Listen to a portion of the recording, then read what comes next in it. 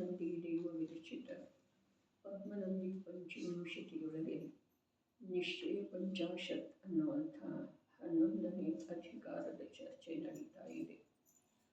ದುರ್ಲಕ್ಷಂ ಜಯತಿ ಹರಂ ಜ್ಯೋತಿರ್ವಾಚಾಂ ಗಣಃ ಕವೀಂದ್ರಾಣಾಂ ಜಲಮಿವ ವಜ್ರೇ ಯಸ್ಮಿನ್ ಲಬ್ಧಮಧ್ಯೋ ಬಹಿರ್ಲುಟತಿ.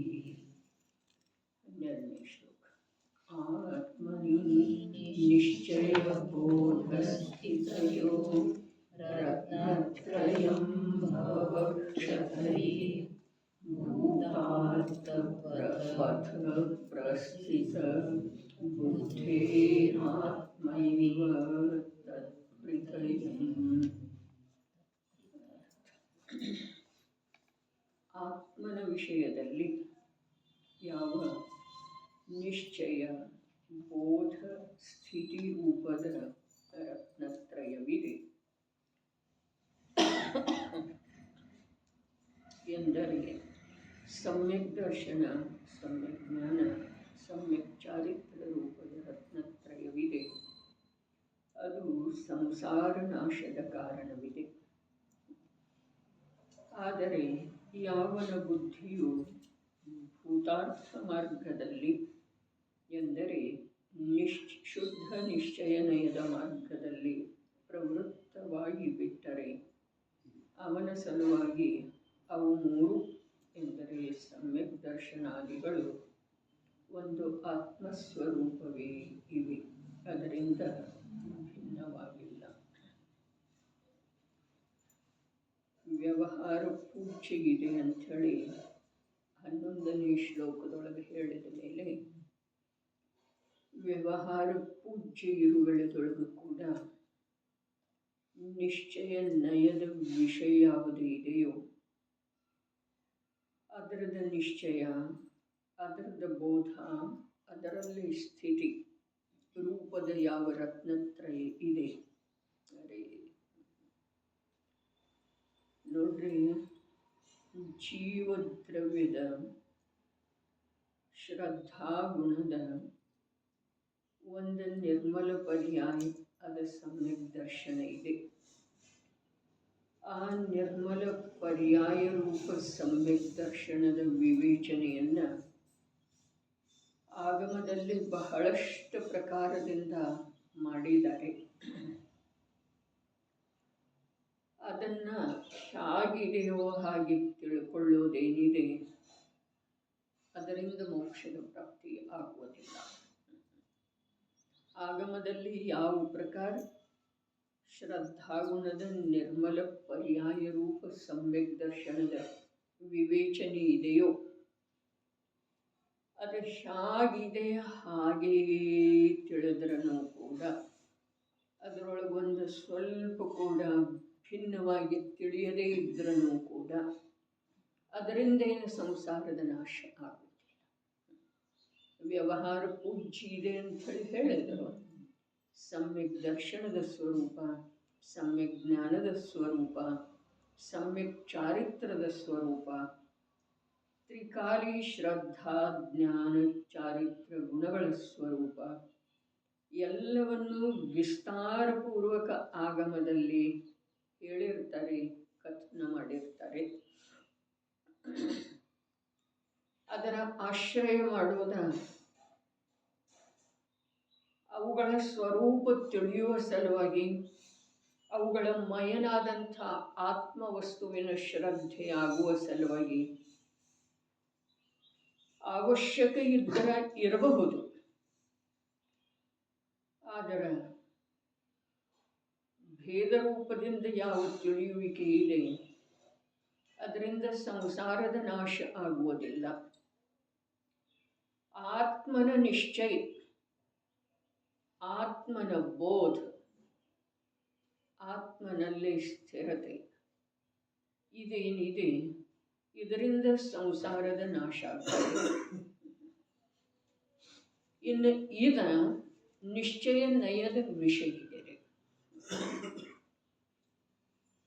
ಯಾವುದ ಆತ್ಮನ ನಿಶ್ಚಯ, ಆತ್ಮವಸ್ತುವಿನ ನಿಶ್ಚಯ ಯಾವುದರ ಮೂಲಕ ಅವನ ಗುಣ ಪರ್ಯಾಯಗಳದ್ದು ಯಾವ ವಿಸ್ತೃತವಾದಂಥ ಚರ್ಚೆಯ ಆಗಮದಲ್ಲಿ ಇದೆಯೋ ಅದರ ಆಶ್ರಯ ಮಾಡಿ ಆ ಆತ್ಮವಸ್ತುವಿನ ನಿಶ್ಚಯ ಮಾಡೋದು. ಅರೆ, ನಾನು ನಿಜವಾಗಿ ಇಂಥ ವಸ್ತುವೇ ಇದ್ದೇನೆ, ಇದನ್ನು ಹೊರತುಪಡಿಸಿ ನನ್ನಲ್ಲಿ ಬೇರೆ ಏನೂ ಇಲ್ಲ. ಒಂದು ಚಿದಾನಂದ ಅರೂಪಿ ಅನಂತ ಗುಣಗಳ ಸಮೂಹ, ತ್ರಿಕಾಲದಲ್ಲೂ ಪ್ರತಿಯೊಂದು ಗುಣದ ಪರಿಣಮನ ಉಳ್ಳ ಒಂದು ಮಹತ್ವಪೂರ್ಣವಾದಂಥ ವಿಶೇಷವಾದಂಥ ವಸ್ತು ನಾನಿದ್ದೇನೆ.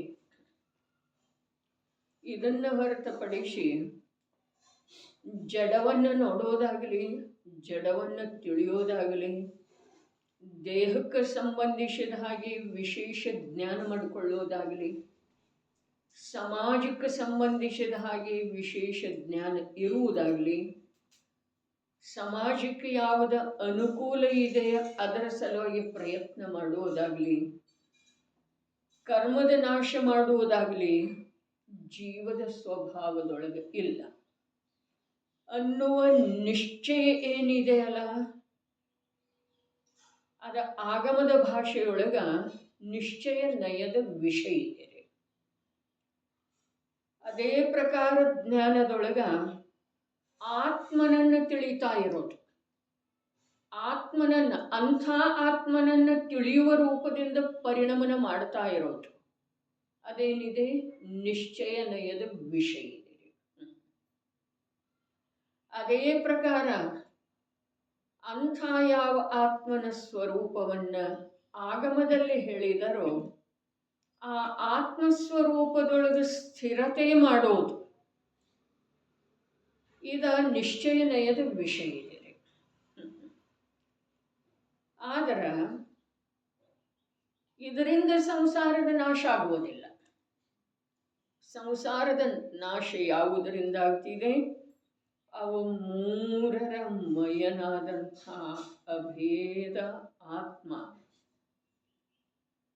ಶ್ರದ್ಧೆಯೊಳಗೆ ಬರೋದು, ಜ್ಞಾನದೊಳಗೆ ತಿಳಿದು ಬರ್ತಾ ಇರೋದು, ಅವುಗಳ ಅಭೇದ ಸ್ವರೂಪದ ಶುದ್ಧ ಆತ್ಮನಲ್ಲಿ ಅರೇ ಅಭೇದತೆ ಏನಿದೆ ಅದು ಶುದ್ಧತೆ ಇದೆ. ನೋಡ್ರಿ, ಏನು ತಿಳಿತಿದೆ ನೋಡ್ರಿ. ಅಭೇದತೆ ಏನಿದೆ ಅದು ಶುದ್ಧತೆ ಇದೆ, ಭೇದ ಏನಿದೆ ಅದು ಅಶುದ್ಧ ಇದೆ. ಆಗಮ ಪದ್ಧತಿ ಇರಲಿ, ಅಧ್ಯಾತ್ಮ ಪದ್ಧತಿ ಇರಲಿ, ಅದರ ಅನುಭವದಲ್ಲಿ ಬರುವಂಥ ಆತ್ಮ ಏನದನು ಅವನು ಶುದ್ಧದನು, ಅರ್ಥಾತ್ ಭೇದ ರಹಿತದನು. ಅವನಲ್ಲಿ ಭೇದ ಇಲ್ಲ. ಅದರಿಂದ ಸಂಸಾರದ ನಾಶ ಆಗುವುದಿದೆ. ಅವುಗಳ ಮಯ ಬೃಹದ್ರವ್ಯ ಸಂಗ್ರಹದೊಳಗೆ ಹೇಳಿದರಲ್ಲ, ತತ್ತಿಯ ಮಯ್ಯೋ ನಿಯೋ ಅಪ್ಪ ಸಮ್ಮದ್ದಂಸನಾಣಂ ಚರ್ಯಂ ಮೋಕ್ಷಸ್ಸ ಕಾರಣಂ ದಾಣಿ ವ್ಯವಹಾರ. ಇದು ವ್ಯವಹಾರದಿಂದ ಮೋಕ್ಷದ ಮಾರ್ಗ ಇದೆ. ಏನು? ಸಮ್ಯಕ್ ದರ್ಶನ, ಸಮ್ಯಕ್ ಜ್ಞಾನ, ಸಮ್ಯಕ್ ಚಾರ. ಹಾಗಾದರೆ ನಿಶ್ಚಯದಿಂದ ಯಾರ? ತತ್ತಿಯ ಮಯ್ಯೋ ನಿಯೋ ಅಪ್ಪ. ಅವುಗಳ ಮಯನಾದಂಥ ನಿಜಾತ್ಮ ಏನದನು ಅವು ನಿಶ್ಚಯದಿಂದ ಮೋಕ್ಷ ಮಾರ್ಗ. ಇಲ್ಲಿ ಆಚಾರ್ಯ ಭಗವಂತರ ಮುನಿಯಾಗುವ ಸಿದ್ಧತೆ ಮಾಡ್ತಾ ಇರುವಂಥ ಶ್ರಾವಕನಿಗೆ ಬೋಧ ಮಾಡ್ತಾ ಇದ್ದಾರೆ. ಅದರ ಮುನಿ ಸ್ವರೂಪದ ಬೋಧ ಮಾಡ್ತಾ ಇದ್ದಾರೆ, ಸಿದ್ಧಾಗುವ ಉಪಾಯದ ಬೋಧ ಮಾಡ್ತಾ ಇದ್ದಾರೆ. ಮುನಿಗಳ ಕಾರ್ಯ ಏನಿದೆ? ಬಸ್ ಸಿದ್ಧ ಆಗುವ ಕಾರ್ಯದೊಳಗ, ಉಪಾಯದೊಳಗ ನಿರಂತರ ಉದ್ಯಮಶೀಲತೆ, ಬೇರೆ ಯಾವ ಕಾರ್ಯನೂ ಇಲ್ಲ. ಇನ್ನು ಯಾವನ ದೃಷ್ಟಿಯೊಳಗೆ ಧ್ಯೇಯದೊಳಗೆ ಮುನಿಯಾಗೋದಿದೆಯೋ ಅವನ ಜೀವನದೊಳಗ ಮುನಿ ಜೀವನ ಯಾವ ಪ್ರಕಾರ ಇರ್ತಿದೆಯೋ ಅದರದೇ ನಿರಂತರ ಅಭ್ಯಾಸದೊಳಗ ಸಮಯ ವ್ಯತೀತ ಆಗೋದ ಇದ ಶ್ರಾವಕನ ಜೀವನ ಇದೆ. ಹಾಗಾದ್ರೆ ಆತ್ಮಕಲ್ಯಾಣದ ಅಭಿಲಾಷಿ ಸಂಸಾರದಿಂದ ಶಾಶ್ವತವಾಗಿ ಬಿಡುಗಡೆ ಹೊಂದಬೇಕನ್ನುವಂಥ ಗುರಿ, ವಿಚಾರ, ದೃಢವಾದ ವಿಚಾರ ಯಾವ ಮಿಥ್ಯಾದೃಷ್ಟಿ ಜೀವದಲ್ಲಿ ಮೂಡಿ ಬಂದಿದೆಯೋ ಅವನ ನಿರಂತರದ ಉದ್ಯಮ ಏನಿದೆ, ಅವನ ನಿರಂತರದ ಉದ್ಯಮ ಏನಿದೆ, ಯಾವುದರಿಂದ ಮೋಕ್ಷ ಮಾರ್ಗದ ಉಪಲಬ್ಧಿಯಾಗ್ತಿದೆಯೋ, ಯಾವುದರಿಂದ ಸಂಸಾರದ ಸರ್ವಥಾ ನಾಶ ಆಗ್ತಿದೆಯೋ ಅಂಥ ಸಮ್ಯಕ್ ದರ್ಶನ, ಸಮ್ಯಕ್ ಜ್ಞಾನ, ಸಮ್ಯಕ್ ಚಾರಿತ್ರದ ಉತ್ಪತ್ತಿಗೆ ಆಧಾರ ಸ್ವರೂಪನಾದಂಥ ಶುದ್ಧಾತ್ಮನನ್ನು ತಿಳಿತಾ ಇರುವುದರೊಳಗನ ನಿರಂತರ ಉದ್ಯಮಶೀಲ ಇರೋದ ಮೋಕ್ಷಾಭಿಲಾಷಿ, ಸಂಸಾರದ ಸರ್ವಥಾ ನಾಶವನ್ನು ಬಯಸುವಂಥ ಯಾರ್ದ ಕಾರ್ಯ ಇದೆ? ಮಿಥ್ಯಾದೃಷ್ಟಿ. ಇದ್ದಾನ ಮಿಥ್ಯಾದೃಷ್ಟಿ. ಆದ್ರೆ ಅವನ ಬುದ್ಧಿಯೊಳಗ ನಿರ್ಣಯ ಯಾವುದರದ್ದಾದದ್ದೇ ಇದೆ? ಈ ಅಸಾರ ಸಂಸಾರ, ದುಃಖಮಯ ಸಂಸಾರ, ಪರಾಧೀನವಿರುವಂಥ ಈ ದಶಾ ವಿಶೇಷಗಳಿಂದ ಶಾಶ್ವತ ಧ್ರುವ ಸ್ವರೂಪವಿರುವಂಥ ನಿಜಾತ್ಮನಲ್ಲೇನ ನಿರಂತರ ಅಂತರ್ಲೀನ ಇರುವ ಮೋಕ್ಷ ದಶೆ ಯಾವುದರಿಂದ ಪ್ರಾಪ್ತ ಆಗ್ತಿದೆಯೋ ಅಂಥ ಆತ್ಮನನ್ನೇ ನಿರಂತರ ಸತತ ತಿಳಿಯುವ ಉದ್ಯಮದೊಳಗೆ ತೊಡಗಿರುತ್ತೆ. ಇದನ್ನು ಹೊರತುಪಡಿಸಿ ಶಬ್ದದಿಂದ ಹೇಳುವ ಅವಶ್ಯಕತೆ ಇಲ್ಲ. ಬೇರೆ ಯಾವ ಕರ್ತವ್ಯನೂ ಸುಖಾಭಿಲಾಷಿ ಜೀವದ್ದು ಇರಬಾರದು, ಇರ್ತಕ್ಕದ್ದಲ್ಲ. ಇದ್ದರೆ ಆ ಅಭಿಲಾಷೆ ಪೂರ್ತಿ ಆಗುತ್ತಿಲ್ಲ. ಅದೇ ಒಂದೊಂದು ಜೀವ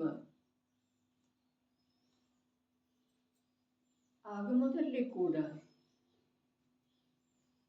ವಿಷಯದಲ್ಲಿ ನಿಂತುಕೊಳ್ಳುವುದರಲ್ಲಿ ರುಚಿಯನ್ನಿಟ್ಟುಕೊಳ್ಳದ್ದೇ ಮುಂದೇನು ಹೇಳಿದ್ದಾರೆ? ಓದುವ ಆತುರದೊಳಗ ತೊಡಗಿರುವುದನ್ನು ಪ್ರತ್ಯಕ್ಷ ಈ ಸಾಮೂಹಿಕ ಸ್ವಾಧ್ಯಾಯದೊಳಗ ನಾವು ನೋಡಿದ್ದೇವೆ. ಅದರ ಜ್ಞಾನದೊಳಗಿನ ಚಂಚಲತೆ ಏನಿದೆ, ಜ್ಞಾನದೊಳಗಿನ ಚಂಚಲತೆ, ಅರೆ ಚಂಚಲತೆಯ ವ್ಯಾಖ್ಯಾ ಹೀಗಿದೆ: ಅಸ್ಥಿರವಿರುವಂಥ ಪರ್ಯಾಯಗಳಲ್ಲಿ ಭ್ರಮಿಸುವುದು. ಅಸ್ಥಿರವಿರುವಂಥ ಪರ್ಯಾಯಗಳಲ್ಲಿ ಭ್ರಮಿಸುವುದರ ಹೆಸರೇ ಜ್ಞಾನದ ಚಂಚಲತೆ ಇದೆ. ಜ್ಞಾನ ಸ್ಥಿರ ಸ್ವರೂಪದ, ಸ್ಥಾಯಿ ಸ್ವರೂಪದ, ನಿತ್ಯ ಸ್ವರೂಪದ, ಏಕಸ್ವರೂಪದ ಅಖಂಡ ಆತ್ಮನನ್ನು ಯಾವಾಗ ತಿಳಿಯುವುದರೊಳಗ ರುಚಿಪೂರ್ವಕ ತೊಡಗುತ್ತಿದೆಯೋ ಆವಾಗ ಚಂಚಲತೆ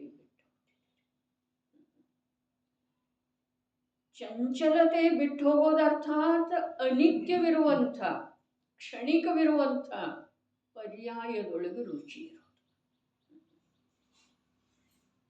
ಎಲ್ಲಿಯವರೆಗೆ ಪರ್ಯಾಯದೊಳಗೆ ರುಚಿ ಇದೆಯೋ ಅಲ್ಲಿಯವರೆಗೆ ಧ್ರುವ ತತ್ವ ಲಕ್ಷ್ಯದೊಳಗೆ ಬರುವುದಿಲ್ಲ. ಅಂದ ಮೇಲೆ ಎಲ್ಲಿ ನಮ್ಮ ಪರ್ಯಾಯ ಕೂಡ ಮಾತಿಲ್ಲ, ಎಲ್ಲಿ ಪರದ್ರವ್ಯದೊಳಗೆ ಬರೇ ಆಭಾಸದೊಳಗೆ ನಮಗೆ ರುಚಿ ಇದೆ ಅಂದ ಮೇಲೆ ನಮ್ಮ ಸಂಸಾರ ಎಷ್ಟು ಜಟಿಲಿದೆ ಅನ್ನುವುದರಿಂದ ನಾವೇ ನಿರ್ಣಯ ಮಾಡ್ತೀವಿ. ಶಾಂತಿಸಾಗರ ಮಹಾರಾಜರಿಗೆ ಯಾರೋ ಕೇಳಿದರಂತಾರೆ, ಮಹಾರಾಜ ಸಮ್ಯಕ್ತು ಅಂತೀರಲ್ಲ, ಸಮ್ಯಕ್ತು ಅಂದ್ರೆ ಏನ? ಅವರು ಹೇಳಿದರಂತ,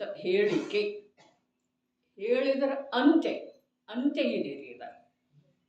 ಏನು ಹೇಳಿದರು ಅಂತಂದ್ರೆ, ನೋಡಪ್ಪ, ಒಳಗೆ ನೋಡೋದು ಸಮ್ಯಕ್ತು ಇದೆ, ಹೊರಗೆ ನೋಡೋದು ಮಿಥ್ಯಾತ್ವ.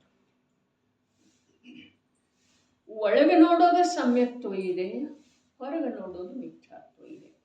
ಅರ್ಥಾತ್ ಆ ವಾಕ್ಯದ ತಾತ್ಪರ್ಯ, ಒಳಗೆ ನೋಡೋದು ಅರ್ಥಾತ್ ಇಂದ್ರಿಯಗಳ ಕಡೆಗಿನ ಜ್ಞಾನದ ಪ್ರವೃತ್ತಿಯನ್ನ ತುಂಡರಿಸಿ ಬಿಡೋದು, ಅದರೊಳಗಿನ ರುಚಿ ಅಸ್ತಾಗಿ ಹೋಗೋದು. ಅರೆ, ಮಾತು ಬಂದಿದೆಯಲ್ಲ, ಸಮ್ಯಕ್ ದೃಷ್ಟಿಯ ಮಾತು ಏನ? ಅತ್ಯಂತ ಅಸ್ತಾಗಿ ಹೋಗಿದೆ. ಏನು ಅಸ್ತಾಗಿ ಹೋಗಿದೆ?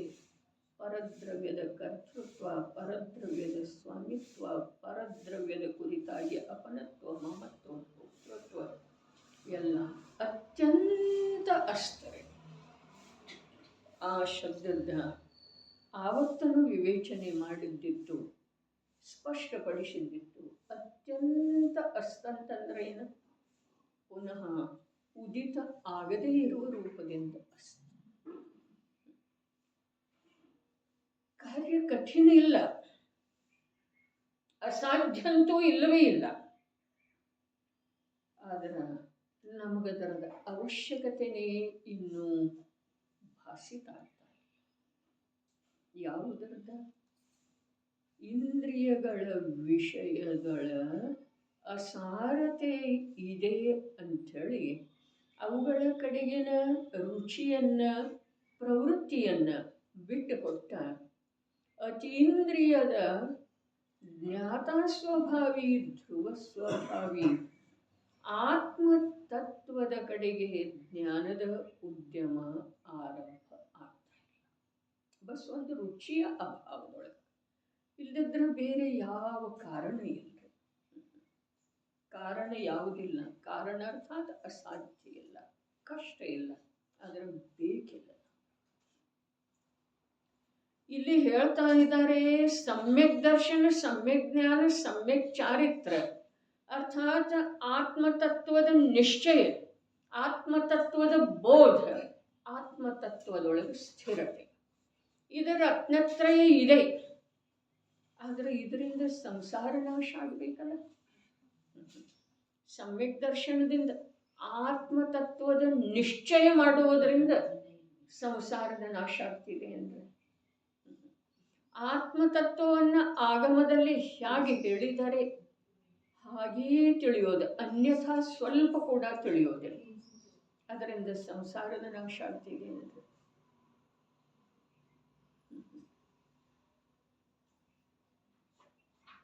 ಆತ್ಮತತ್ವದಲ್ಲಿ ಸ್ಥಿರತೆ ಹೇಳ್ತಾ ಇದ್ದಾರೆ. ಯಾವ ಆತ್ಮತತ್ವದಲ್ಲಿ ಸ್ಥಿರತೆ? ಯಾವ ಆತ್ಮತತ್ವದಲ್ಲಿ ಸ್ಥಿರತೆ ನೋಡ್ರಿ, ಒಂದು ಸ್ವಲ್ಪ ಇನ್ನೊಂದ್ಸಲ ಓದೋಣ.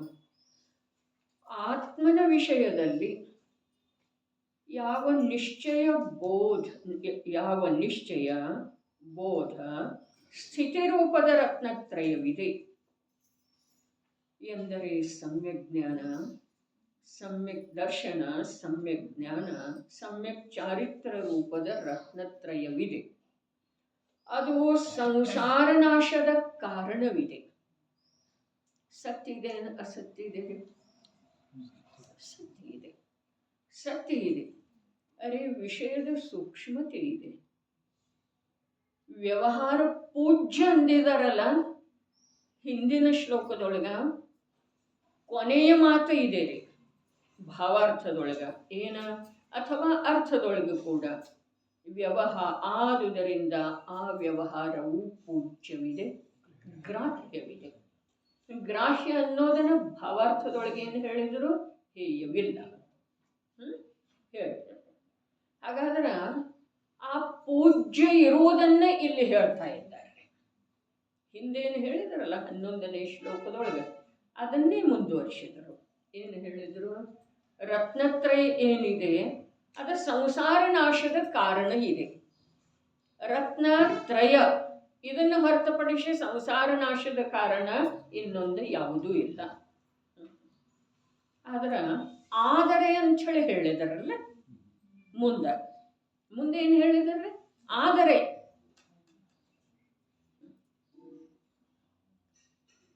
ವಿಷಯ ತಿಳಿತಾ ಇದೆ ಏನ್ರಿ? ಆದರೆ ಅಂದ್ರೆ ಏನ? ಯಾವುದೋ ಒಂದು ವಾಕ್ಯ ಹೇಳಿ ಆದರೆ ಮೇನರಸತೋ ಪಣ್ ಆದರೆ ಅಂದ್ರೆ ಏನ?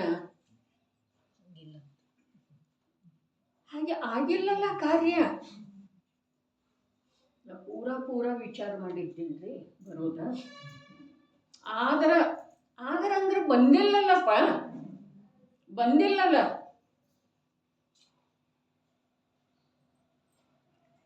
ಇದು ಸಂಸಾರ ನಾಶದ ಕಾರಣ ಇದೆ ಆದರೆ ಅಂತ ಹೇಳಿದಾರೆ. ಆದ್ರೆ ಹೇಳಿ ಮತ್ತೇನ? ಬಸ್ತಿಗೆ ಭೀ ಹೋಗ್ಬೇಕು, ಪೂಜೆನೂ ಮಾಡ್ಬೇಕು, ದಾನನೂ ಕೊಡ್ಬೇಕು, ಯಾತ್ರಾನೂ ಮಾಡ್ಬೇಕು, ಇದು ಹೇಳೋರದರು ಇಲ್ಲ. ಇಂಥ ನಿಶ್ಚಯದ ಕಾರಣವನ್ನು ಹೇಳಿ ಆಗಮದಲ್ಲಿ ಬರುವಂಥ ನಿಶ್ಚಯ ನಯದೊಳಗ ಯಾವುದು ಮೋಕ್ಷದ ಕಾರಣ ಇದೆಯೋ ಅದನ್ನು ಹೇಳಿದರೆ. ಆದರೆ ಯಾವ ಆಚಾರ್ಯರ ಗ್ರಂಥ ನಾವು ಕೈಗೆತ್ಕೊಂಡ್ರೂ ಕೂಡ ಅದನ್ನು ನಮಗೆ ಬೇಕಾದಂಥ ಅರ್ಥ ಹೇಳುವುದಿಲ್ರಿ. ಅದರ ಅರ್ಥವನ್ನು ತಿಳ್ಕೊಳ್ಳುವ ಸಲುವಾಗಿ ನಾವು ಪ್ರಯತ್ನ ಮಾಡೋದಿದೆ.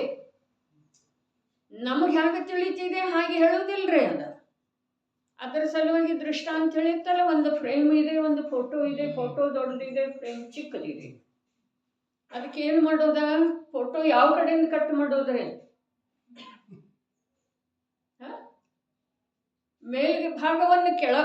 ಮೇಲ್ಭಾಗವನ್ನು ಅಥವಾ ಕೆಳಭಾಗವನ್ನು, ಮಯೂರಿ ದೊಡ್ಡದು ಫೋಟೋ ಇದೆ, ಚಿಕ್ಕದು ಫ್ರೇಮ್ ಇದೆ, ನಮಗದನ್ನು ಅದರೊಳಗೆ ಕೂಡಿಸೋದಿದೆ.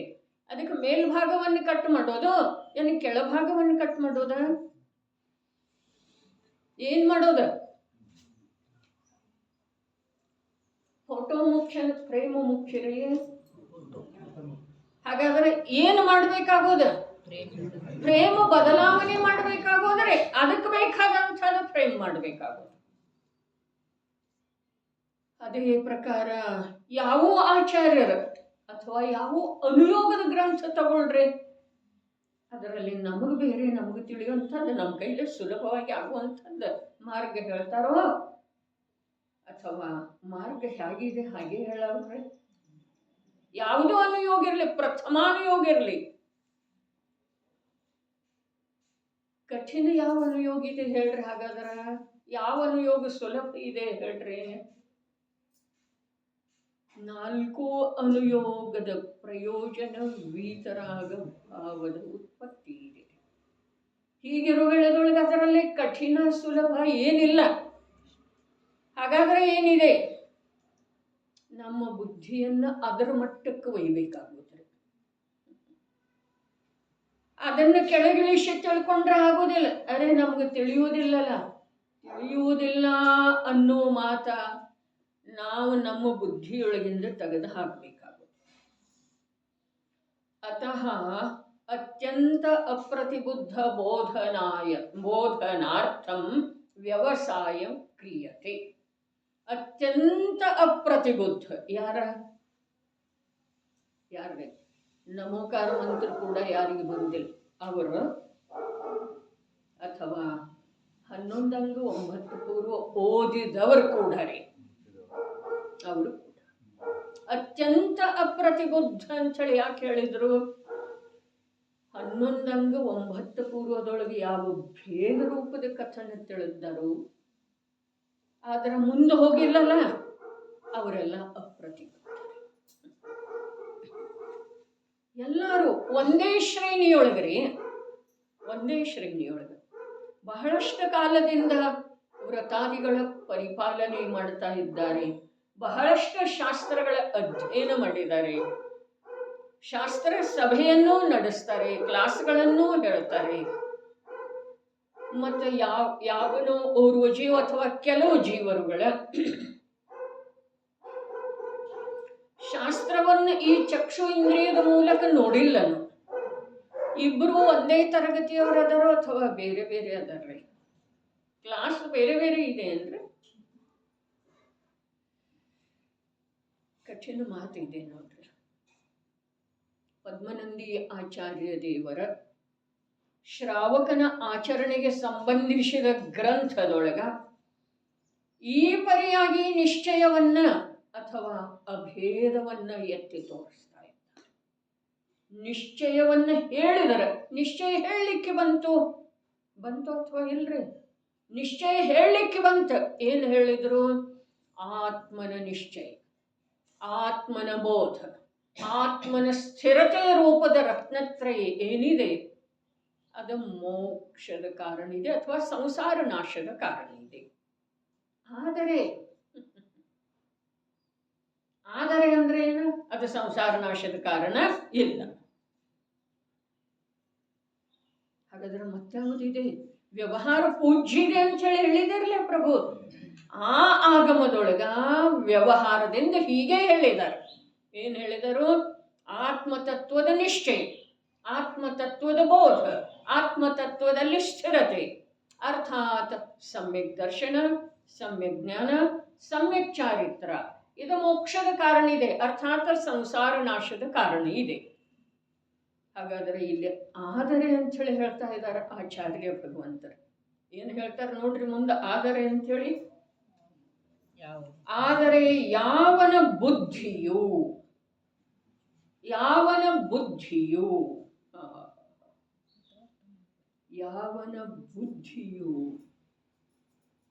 ಅಲ್ಲಿಲ್ಲ. ಎಲ್ಲಿ? ಸಂಸಾರ ನಾಶದ ಕಾರಣ ಏನು ಹೇಳಿದಾರಲ್ಲ ಅಲ್ಲಿ ಅವನ ಬುದ್ಧಿ ಕೆಲಸ ಮಾಡ್ತಾ ಇಲ್ಲ. ಎಲ್ಲಿದೆ? ಭೂತಾರ್ಥ ಮಾರ್ಗದಲ್ಲಿ. ಭೂತಾರ್ಥ ಮಾರ್ಗದಲ್ಲಿ ಅಂದ್ರೆ ಏನ? ಅಂದ್ರೆ ಅನ್ನೋದು ಹೇಳಿದಾರ್ರಿ ಅವರ. ಶುದ್ಧ ನಿಶ್ಚಯ ನಯದ ಮಾರ್ಗದಲ್ಲಿ ಪ್ರವೃತ್ತವಾಗಿ ಬಿಟ್ಟಿದೆ ಬುದ್ಧಿ. ಪ್ರವೃತ್ತ ಆಗೋದು ಅದನ್ನೇ ಅಮೃತ ಚಂದ್ರಾಚಾರ್ಯ ದೇವೇಂದ್ರ ಹೇಳಿದ್ರು, ಜ್ಞಾನ ಕ್ರಿಯಾಭ್ಯಾಮ ಮೋಕ್ಷ. ಒಂದು ಜ್ಞಾನದೊಳಗೆ ಕ್ರಿಯೆ ಆಗೋದಿದೆ, ಆಗಬೇಕಾಗಿದೆ, ಆಗೋ ಸಾಧ್ಯ ಇದೆ. ಬೇರೆ ಯಾವುದರೊಳಗೆ ಕ್ರಿಯೆ ಆಗೋದ ಅವಶ್ಯಕಿಲ್ಲ, ಆಗೋ ಸಾಧ್ಯ ಇಲ್ಲ. ಬೇರೆ ಯಾವುದರೊಳಗೆ ಕ್ರಿಯೆ? ಶ್ರದ್ಧೆಯೊಳಗೆ ಕ್ರಿಯೆ ಆಯ್ತೇನ್ರಿ? ಶ್ರದ್ಧೆಯೊಳಗೆ ಕ್ರಿಯೆ ಯಾವುದರಿಂದ ಆಯ್ತು? ಅಥವಾ ಯಾವುದನ್ನ ಶ್ರದ್ಧೆಯ ಕ್ರಿಯೆ ಅಂತ ಹೇಳಿದರು? ಜ್ಞಾನವನ್ನೇ, ಜ್ಞಾನದ ದೃಢತೆಯನ್ನ, ಜ್ಞಾನದ ನಿರ್ಣಯವನ್ನ ಏನು ಹೇಳಿದ್ರು? ಶ್ರದ್ಧೆಯ ಕಾರ್ಯ ಅಂತ ಹೇಳಿ ಹೇಳಿದ್ರು. ಶ್ರದ್ಧೆ ಏನು ಮಾಡಿದ್ದೀರಿ ಅಲ್ಲಿ? ಒಂದಿಷ್ಟು ವಿಚಾರ ಮಾಡೋನಲ್ಲ ಬಿಡಿಸಿ. ಶ್ರದ್ಧೆಯಲ್ಲಿ ಏನು ಮಾಡಿದೆ? ಶ್ರದ್ಧೆ ಏನು ಮಾಡಿದೆ ಕಾರ್ಯ? ವಿಪರೀತತೆಯನ್ನು ಬಿಟ್ಟು ಕೊಟ್ಟಿದೆ ಅಂದ್ರೆ ಅದ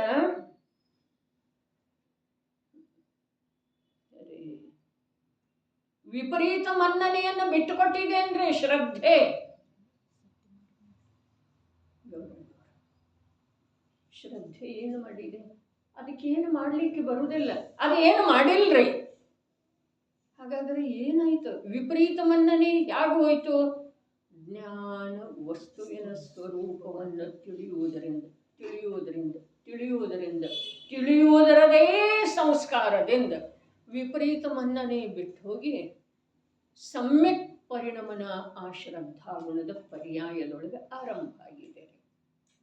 ಒಂದಿಷ್ಟು ಸ್ಪಷ್ಟ ರೂಪದಿಂದ ಒಳಗಡೆ ನೋಡೋದು, ಶ್ರದ್ಧೆ ಏನು ಮಾಡಬಹುದಾಗಿದೆ, ಆಗಮದ ಪ್ರಕಾಶದೊಳಗೆ ನೋಡೋದ್ರಿ, ಆಗಮದ ಆರೋಪದೊಳಗೆ ನೋಡೋದು. ತನ್ನ ವಿಪರೀತ ಶ್ರದ್ಧೆಯ ಮೂಲಕ ನೋಡೋದಿಲ್ಲ. ಶ್ರದ್ಧೆ ಏನು ಮಾಡೋಕ್ಕೆ ಸಾಧ್ಯ ಇದೆ? ಚಾರಿತ್ರ್ಯ ಏನು ಮಾಡೋಕ್ಕೆ ಸಾಧ್ಯ ಇದೆ? ಪ್ರಭುತ್ವ ಏನು ಮಾಡೋಕ್ಕೆ ಸಾಧ್ಯ ಇದೆ? ಎಲ್ಲದಕ್ಕೂ ಯಾವುದು ಕಾರಣ ಇದೆ ರೀ? ಒಂದು ಜ್ಞಾನ. ಮಾಡೋದೇನ್ರೆ ಇದೆ ಅಂತಂದ್ರೆ ಜ್ಞಾನ. ಬಂಧನವೇ ಮಾಡ್ತಿದೆ. ಏನು ಮಾಡ್ತಿದೆ? ಶ್ರದ್ಧೆಯೊಳಗಿನ ವಿಪರೀತತೆಯನ್ನು ದೂರ ಮಾಡಿ ಯಥಾರ್ಥತೆಯನ್ನು ತರ್ತಿದೆ. ಅಂದರೆ ಏನು ಮಾಡ್ತಿದೆ ಜ್ಞಾನ? ಏನು ಮಾಡ್ತಿದೆ? ತನ್ನ ಕಾರ್ಯ ಮಾಡ್ತಿದೆ. ಅದರ ಕಾರ್ಯ ಏನ? ಅದರ ಕಾರ್ಯ ಏನ? ಹೇಗಿದೆ ಹಾಗೆ. ಅರೆ, ಜ್ಞಾನದ ನಿಜವಾದ ಕಾರ್ಯ, ಜ್ಞಾನದ ಸ್ವಂತದ ಕಾರ್ಯ ಹೇಗಿದೆ ಹಾಗೆ ತಿಳಿಯೋದು. ಹೇಗಿದೆ ಹಾಗೆ ತಿಳಿಯೋದು. ಈ ಹೇಗಿದೆ ಹಾಗೆ ತಿಳಿಯೋದು ಅನ್ನುವ ಶಬ್ದದ ಮರ್ಮ ಬೇರೆ ಇದೆ. ಹೇಗಿದೆ ಹಾಗೆ ತಿಳಿಯೋದು, ಇದು ಹೇಗಿದೆ ಹಾಗೆ ತಿಳಿಯೋದು ಜ್ಞಾನದ ನಿಜವಾದ ಕಾರ್ಯ ಅಲ್ಲ. ಇದು ಹೇಗಿದೆ ಹಾಗೆ. ಜ್ಞಾನ ನಿಜವಾಗಿ ತನ್ನ ಸ್ವರೂಪ ರೂಪದಿಂದ ಪರಿಣಾಮ ಮಾಡ್ತಾ ಇರುವ ವೇಳೆದೊಳಗೆ ಅದು ಹೇಗಿದೆ ಹಾಗೆ ತಿಳಿದು ಬರ್ತಿದೆ. ಇದನ್ನ ತಿಳಿಯೋದ ಜ್ಞಾನದ ಕಾರ್ಯ ಅಲ್ಲ. ಹೇಗಿದೆ ಹಾಗೆ ತಿಳಿಯೋದನ್ನು ಜ್ಞಾನದ ಕಾರ್ಯ ಅಲ್ಲ. ಜ್ಞಾನ ತನ್ನ ನೈಜ ಕಾರ್ಯ ರೂಪದಿಂದ ಪರಿಣಮಿಸ್ತಾ ಇರುವ ವೇಳೆದೊಳಗ ಯಾವ ಜ್ಞೇಯ ಎದುರಿಗೆ ಬಂದ್ರೂ ಕೂಡ ಅದು ಹೇಗಿದೆ, ಅದರದ ಮೂಲ ಸ್ವರೂಪ ಅಥವಾ ವಾಸ್ತವಿಕ ಸ್ವರೂಪ ಏನಿದೆ ಹಾಗೆ ತಿಳಿದು ಬರ್ತಿದೆ. ಮೂಲ ಶಬ್ದದ ಅರ್ಥ ಏನಿದೆ? ನಿನ್ನೊಂದು ಮೂಲ ಬಂತ ಅಂತ ಹೇಳಿದ್ರಲ್ಲ, ಮೂಲ ಅಲ್ಲೇದ ಹೇಳ್ತಾ ಇಲ್ಲ. ಅದರ ಮೂಲ ಶಬ್ದದ ಅರ್ಥ ಏನಿದೆ? ಮೂಲ ಶಬ್ದದ ಅರ್ಥ ಏನಿದೆ? ವಸ್ತು ಧ್ರುವ ಇದೆಯೋ ಅಥವಾ ಪರಿಣಮನಶೀಲ ಇದೆ?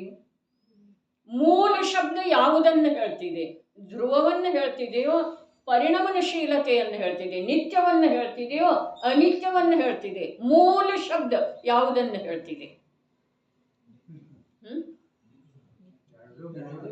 ಎರಡೂ ಹೇಳ್ತಿದ್ದಾರೆ. ಎರಡೂ ಹೇಳ್ತಿದೆ. ಯಾವುದು ಮೂಲ ಇದೆ? ಧ್ರುವ ಇರೋದು ಮೂಲ ಇದೆ, ಪರಿಣಮನ ಮೂಲ ಇದೆ. ಎರಡರಿಂದ ಯುಕ್ತ ಯಾವುದಿದೆ ಅದುವೇ ವಸ್ತು ಇದೆ. ಹಾಗಾದ್ರೆ ಮೂಲ ವಾಸ್ತವಿಕ ಸ್ವರೂಪ ಯಾವುದರದ ಹೇಗಿದೆಯೋ ಹಾಗೇ ತಿಳಿದು ಬರ್ತಿದೆ. ಅದು ಯಾವುದ?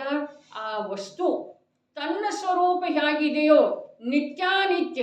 ಅರೆ, ವರ್ತಮಾನದೊಳಗೆ ಯಾವ ರೂಪದಿಂದ ಇದೆ? ತ್ರಿಕಾಲಿ. ಅದರ ಸ್ವರೂಪ ಏನಿದೆ ಅದು ಹೇಗಿದೆಯೋ ಹಾಗೆ. ಹೇಗಿದೆ? ವರ್ತಮಾನದೊಳಗೆ ಯಾವ ರೂಪದಿಂದ ಪ್ರಕಟ ಇದೆ, ವರ್ತಮಾನದೊಳಗಿನ ರೂಪವನ್ನ ಅಲ್ಲದೆ ಅದರದ ತ್ರಿಕಾಲಿ ಸ್ವರೂಪ ಏನಿದೆ ಅದು ಎಲ್ಲವನ್ನು ಒಳಗೊಂಡಿರುವಂಥ ವಸ್ತು ಯಥಾರ್ಥ ಜ್ಞಾನದೊಳಗೆ ಪ್ರತಿಭಾಷಿತ ಆಗ್ತಿದೆ. ವಸ್ತುವಿನ ಪಾತ್ರ ಎಷ್ಟಿದೆ ಮತ್ತು ಜ್ಞಾನದ ಪಾತ್ರ ಎಷ್ಟಿದೆ ರೀ? ಇಲ್ಲಿ ಜ್ಞಾನದ ಪಾತ್ರಕ್ಕೆ ಯಥಾರ್ಥ ಅಂದಿದಾರೋ ಏನು ವಸ್ತುವಿನ ಇರುವಿಕೆಗೆ ಯಥಾರ್ಥ ಅಂದಿದಾರೋ? ಜ್ಞಾನದ ಪಾತ್ರಕ್ಕೆ. ಇನ್ನು ವಿಷಯದ ಕಡೆಗೆ ಇಲ್ಲಿ ಬಂದರೆ ಆಗಮದಲ್ಲಿ ಹೇಗೆ ಹೇಳಿದರೋ ಹಾಗೆ ವಸ್ತುವಿನ ಪಾತ್ರ ಇದೆ ರೀ. ಅದ ಆಗಮದಲ್ಲಿ ಸಂಸಾರ ನಾಶದ ಉಪಾಯ ಏನು ಹೇಳಿದರು? ಆತ್ಮತತ್ವದ ನಿಶ್ಚಯ, ಆತ್ಮತತ್ವದ ಬೋಧ, ಆತ್ಮತತ್ವದಲ್ಲಿ ಸ್ಥಿರತೆ, ಅಥವಾ ಸಮ್ಯಕ್ ದರ್ಶನ, ಸಮ್ಯಕ್ ಜ್ಞಾನ, ಸಮ್ಯಕ್ ಚಾರಿತ್ರ. ಇವೇ ಸಂಸಾರ ನಾಶದ ಕಾರಣ ಅದವು. ಇದೇನಿದೆ ರೀ? ಇದು ಸರ್ವಜ್ಞ ಪ್ರಣೀತ ಅಥವಾ ವೀತರಾಗಿ ಸಂತರುಗಳು ಹೇಳಿರುವ ಸಂಸಾರ ನಾಶದ ಉಪಾಯ ಇದೆ ರೀ. ಅದರ ಜ್ಞಾನದ ಏನು ಪಾತ್ರ ಅಲ್ಲ ಅದರೊಳಗೆ. ಅದು ಹೇಗಿದೆ ಹಾಗೆ ತಿಳಿತ, ಅದರ ಜ್ಞಾನದ ಪಾತ್ರ ಏನೂ ಇಲ್ಲ. ನಿಶ್ಚಯ ನಯದ ಕಥನ ಏನಿದೆ ಅಲ್ಲ, ವಾಸ್ತವಿಕ ಮೋಕ್ಷ ಮಾರ್ಗದ ಕಥನ ಏನಿದೆ ಅಲ್ಲ, ಅದನ್ನು ಹೇಗಿದೆ ಹಾಗೆ ತಿಳಿತಲ್ಲ, ಅದರಿಂದ ಜೀವನಿಗೆ ಮೋಕ್ಷದ ಪ್ರಾಪ್ತಿ ಅಥವಾ ಸಂಸಾರದ ನಾಶ ಆಗುವುದಿಲ್ಲ. ಬಹಳ ಸೂಕ್ಷ್ಮ ಇದೆ, ಸ್ಪಷ್ಟ ಇದೆ. ಖರೆ ನಮ್ಮ ಬುದ್ಧಿ ಮೇಲೆ ಸ್ವಲ್ಪ ತೆಳುವಾದ ಆವರಣ ಇದೆ ರೀ. ಬಹಳ ದಿನ ದೃಢವಾದದ್ದ ಕಪ್ಪಾದದ್ದ ಅಲ್ಲ, ತೆಳುವಾದ ಒಂದು ಪರದೆ ಇದೆ. ಆಗಮದಲ್ಲಿ ಹೇಳಿದರು, ಸರ್ವಜ್ಞ ಪ್ರಭು ಹೇಳಿದರು. ಪ್ರಭು ಇನ್ಯಾರು ಬೇರೆಯವರ ಮಾತಲ್ಲ, ಸರ್ವಜ್ಞ ಪ್ರಣೀತ ಶಾಸ್ತ್ರ ಇದೆ. ಏನು ಹೇಳಿದ್ರು ಅವರ? ತ್ರಿಲೋಕ ಅಧಿಪತಿ ಅನಂತ ಚತುಷ್ಟಯದೊಳಗೆ ನಿಮಗ್ನ ಇರುವಂಥ ಆ ಪರಮ ಪೂಜ್ಯ ಅರ್ಹಂತ ತೀರ್ಥಂಕರ ಪ್ರಭು ಸಂಸಾರ ನಾಶದ ಉಪಾಯ ಏನು ಹೇಳಿದರು? ಆತ್ಮತತ್ವದ ನಿಶ್ಚಯ, ಆತ್ಮತತ್ವದ ಬೋಧ, ಆತ್ಮತತ್ವದಲ್ಲಿ ಸ್ಥಿರತೆ, ಅರ್ಥಾತ್ ಸಮ್ಯಕ್ ದರ್ಶನ, ಸಮ್ಯಕ್ ಜ್ಞಾನ, ಸಮ್ಯಕ್ ಚಾರಿತ್ರ. ಇದು ಸಂಸಾರ ನಾಶದ ಕಾರಣ. ಇದರೊಳಗೆ ಅಸತ್ಯ ಎಷ್ಟು ಅಂಶದಿಂದ ಇದೆ ರೀ? ಅನಂತದೊಳಗಿನ ಒಂದು ಅಂಶ ಕೂಡ ಅಸತ್ಯ ಇಲ್ಲ. ಅನಂತದೊಳಗಿನ ಒಂದು ಅಂಶ ಕೂಡ ಅಸತ್ಯ ಇಲ್ಲ. ಆದರೆ ಇದನ್ನ ಹೀಗೆ ಅವನು ನಂಬತಾನಲ್ಲ, ಅವನಿಗೇನು ಸಂಸಾರದ ನಾಶ ಆಗುವುದಿಲ್ಲ.